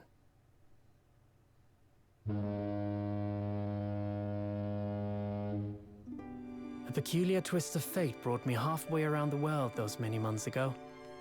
But that was just the start of my journey. Who knows where fate will lead me next? Still, I'm confident this won't be my last meeting with the friends I've made in London. And when we're together again, no doubt the first words I'll hear will be, Come, the game is afoot.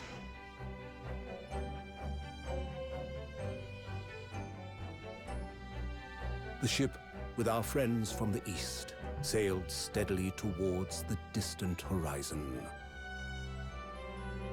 But Sholmes's face was alight with joy. The times may change, but a steadfast friendship will remain true, Wilson. We have but to gently close our eyes, and we are with our companions once more.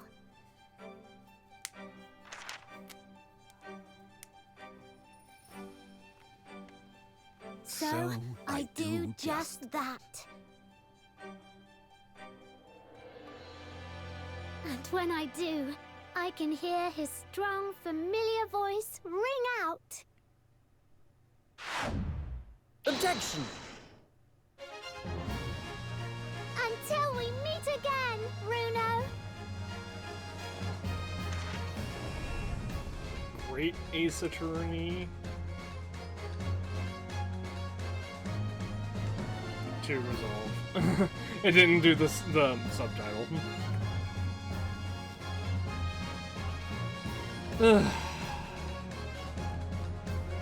I've been thoroughly inundated with inquiries about my remote route that day, but I'm not prepared for electrical codes, and I will promise close court secrecy. Anyway, yeah, I decided to advance some Londoners in order. A sojourn in distant climes, the Empire of Japan, perhaps. I understand the wardrobe class incurs no charge whatsoever. The wardrobe class incurs no charge whatsoever. Thank you very much for hearing the other day. I just said thank you for everything, Daddy. But it made Hurley cry. Some lotion I defended as well. Today is here and safely. But I said that might make him cry too, so I'd rather not use it. Poor Iris.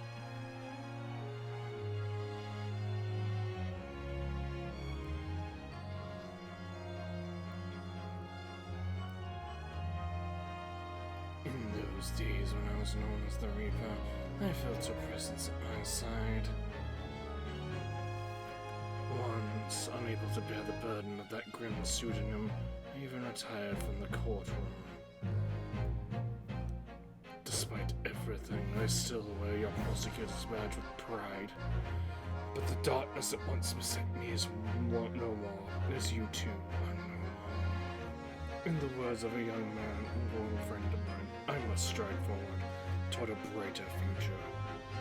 I didn't realize that was Clint's prosecutor's badge. I thought that was just like a standard issue thing.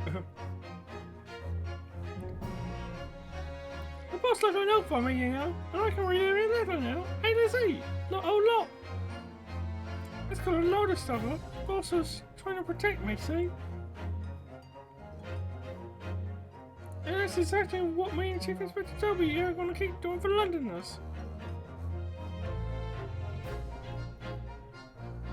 I only wish I could have said how grateful I was before he, you know.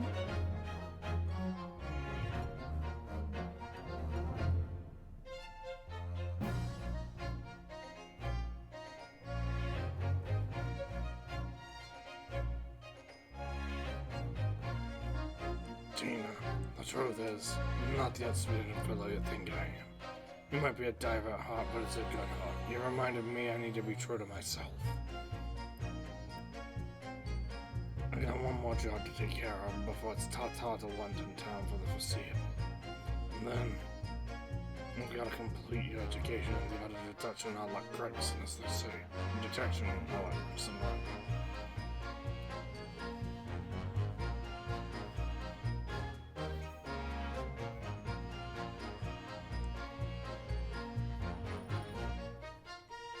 Your Excellency, didn't this man is accused of illegally entering into the Ministry of Foreign Affairs? Objection! I'm looking over statement. Overrule the Ministry of What is this cover of events when forbidden the code? Oh really? My friend Sasato-san is in the British courtroom all the time and doing a wonderful job. Perhaps I should have engaged the services of a regular legal team.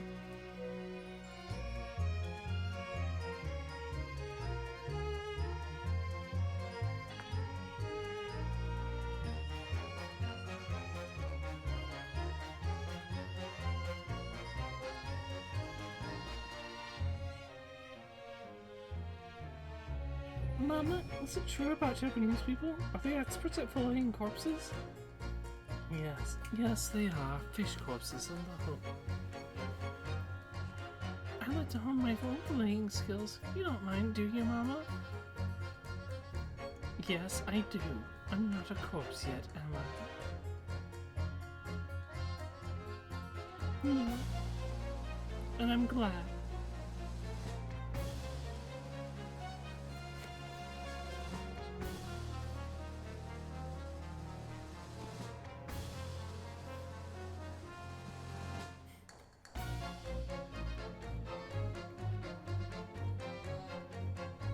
Here I am again in Great Britain on the invitation of my dear old university friend. It's been a very nice letter saying you'd like to show me around and that everything was settled. What have I done? I was so excited. I picked up the splendid hotel, but now I can't afford the bill. Oh, Barrett, come to my rescue again, please. I wish I could just manage to air sometimes.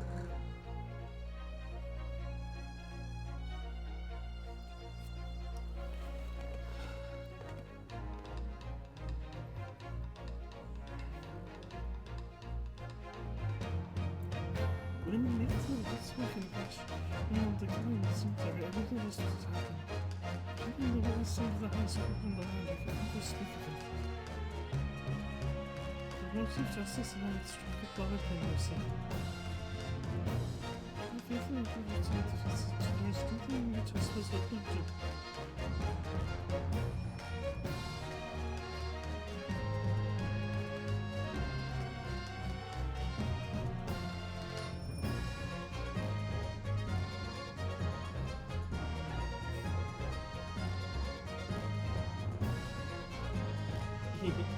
Everyone calls me Gonzo. I saw Dory Walter as fast as by, you know. Everyone calls me up at the end. I saw last spaghetti. It's my man. Doesn't right now. Everyone calls me Montano. I cannot do it. This is ridiculous. Oh, darling. Charming. You are not so good friends, Harrison. Yes, and when we're released, we're all going to strike it rich together.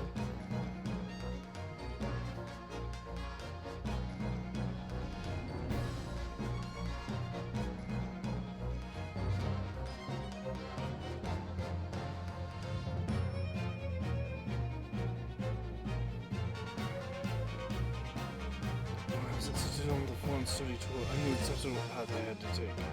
And however it might have ended, I knew that I wanted you there to see it. And if I'd ended up in the dark, there's no one I would rather have defending me. But now, thanks to you, there's a new path I want to take. I'm sure we'll meet again in the courtroom, my friend. Until then, I leave Karuma in your care.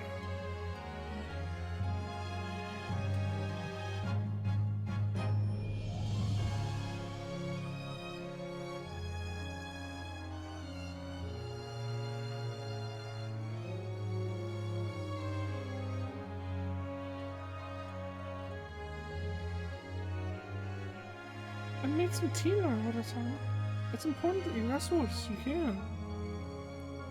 Once we arrive in Japan, you should be busy establishing your new office. I'm so delighted to be accompanying you after all, your talents have been recognized by a great detective. Because you really are the greatest of lawyers, a great ace attorney, some might say.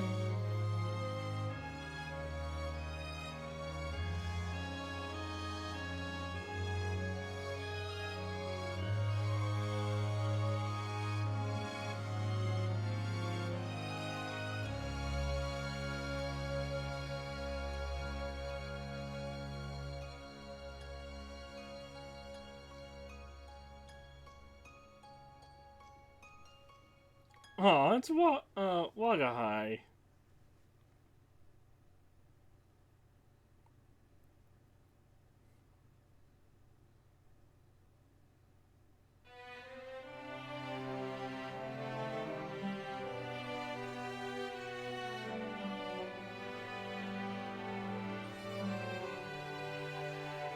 Well, that is the end of the Great Ace Attorney. That's interesting. Because they kind of resolved everything from the first game, so...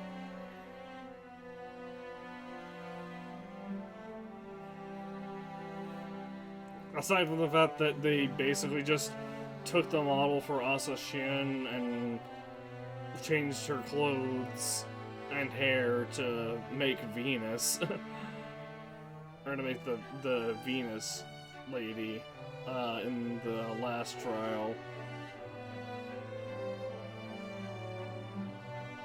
Like there's nothing there's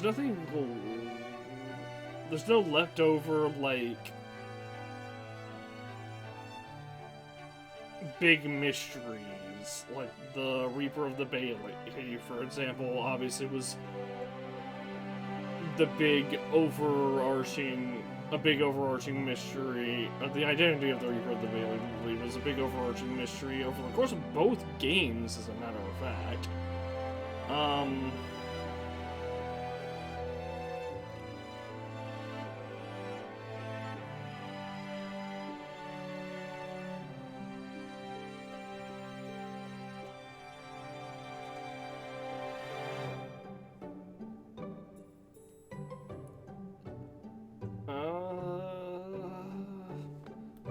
But we did that. We figured out who the professor was, or who the professor really was.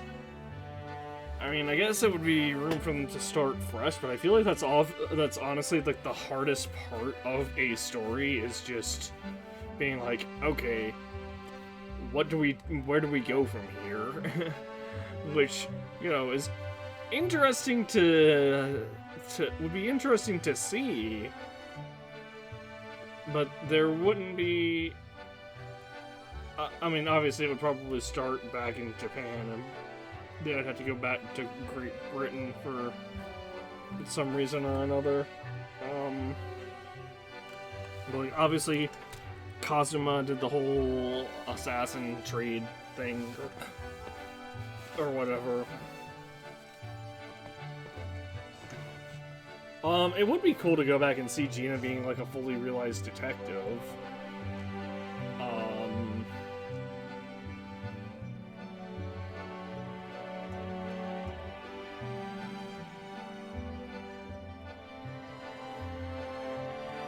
Why is Jigoku there?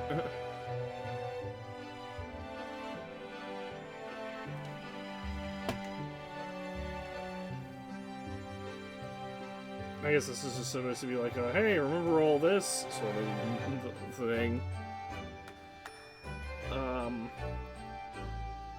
But yeah, like, obviously, that's not only the hardest part, other than just they go back to Britain to meet with Kazuma or whatever. Ah, the sword isn't damaged in this. Oversight. The tip, the katana, Karuma, I should say, isn't damaged in this. Also, there is a slight flaw in this. If Karuma's grip was hollowed out, it would not be able to be swung readily.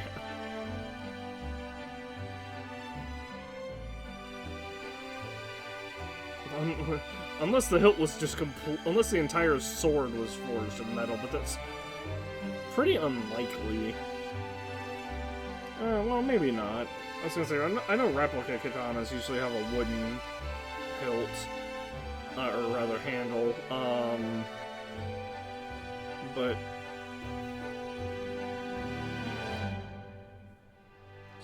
may not necessarily be the case for real katanas. But that's the end of the game, and that is also going to be the end of the stream, because it has been 4 hours and 13 minutes. And counting, actually. That is an interesting pose.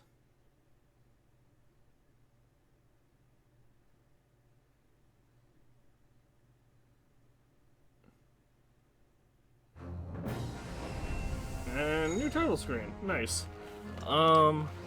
Yeah. 4 hours, 13 minutes, and actually, really 4 hours and 14 minutes just for the last episode. Jeez. I'm so glad I broke this up into smaller ones, because this would have been like another like 6.5 hours had we like not ended on that previous to be continued screen. But yeah, that's all for tonight. Good night. I will see you all tomorrow, where we will be starting Rise of the Ronin. So look forward to that.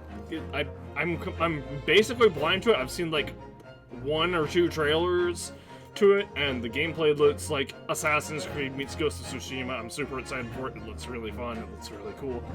But we will check that out tomorrow. I'm not sure when I'm gonna start, really. Probably about the same time that we've usually been starting, probably around 10 Central Time if I'm able to. So yeah, I will see you all then. Until then, have a good night, and I will see you all tomorrow. And for YouTube, I will see you all in the next video. Later!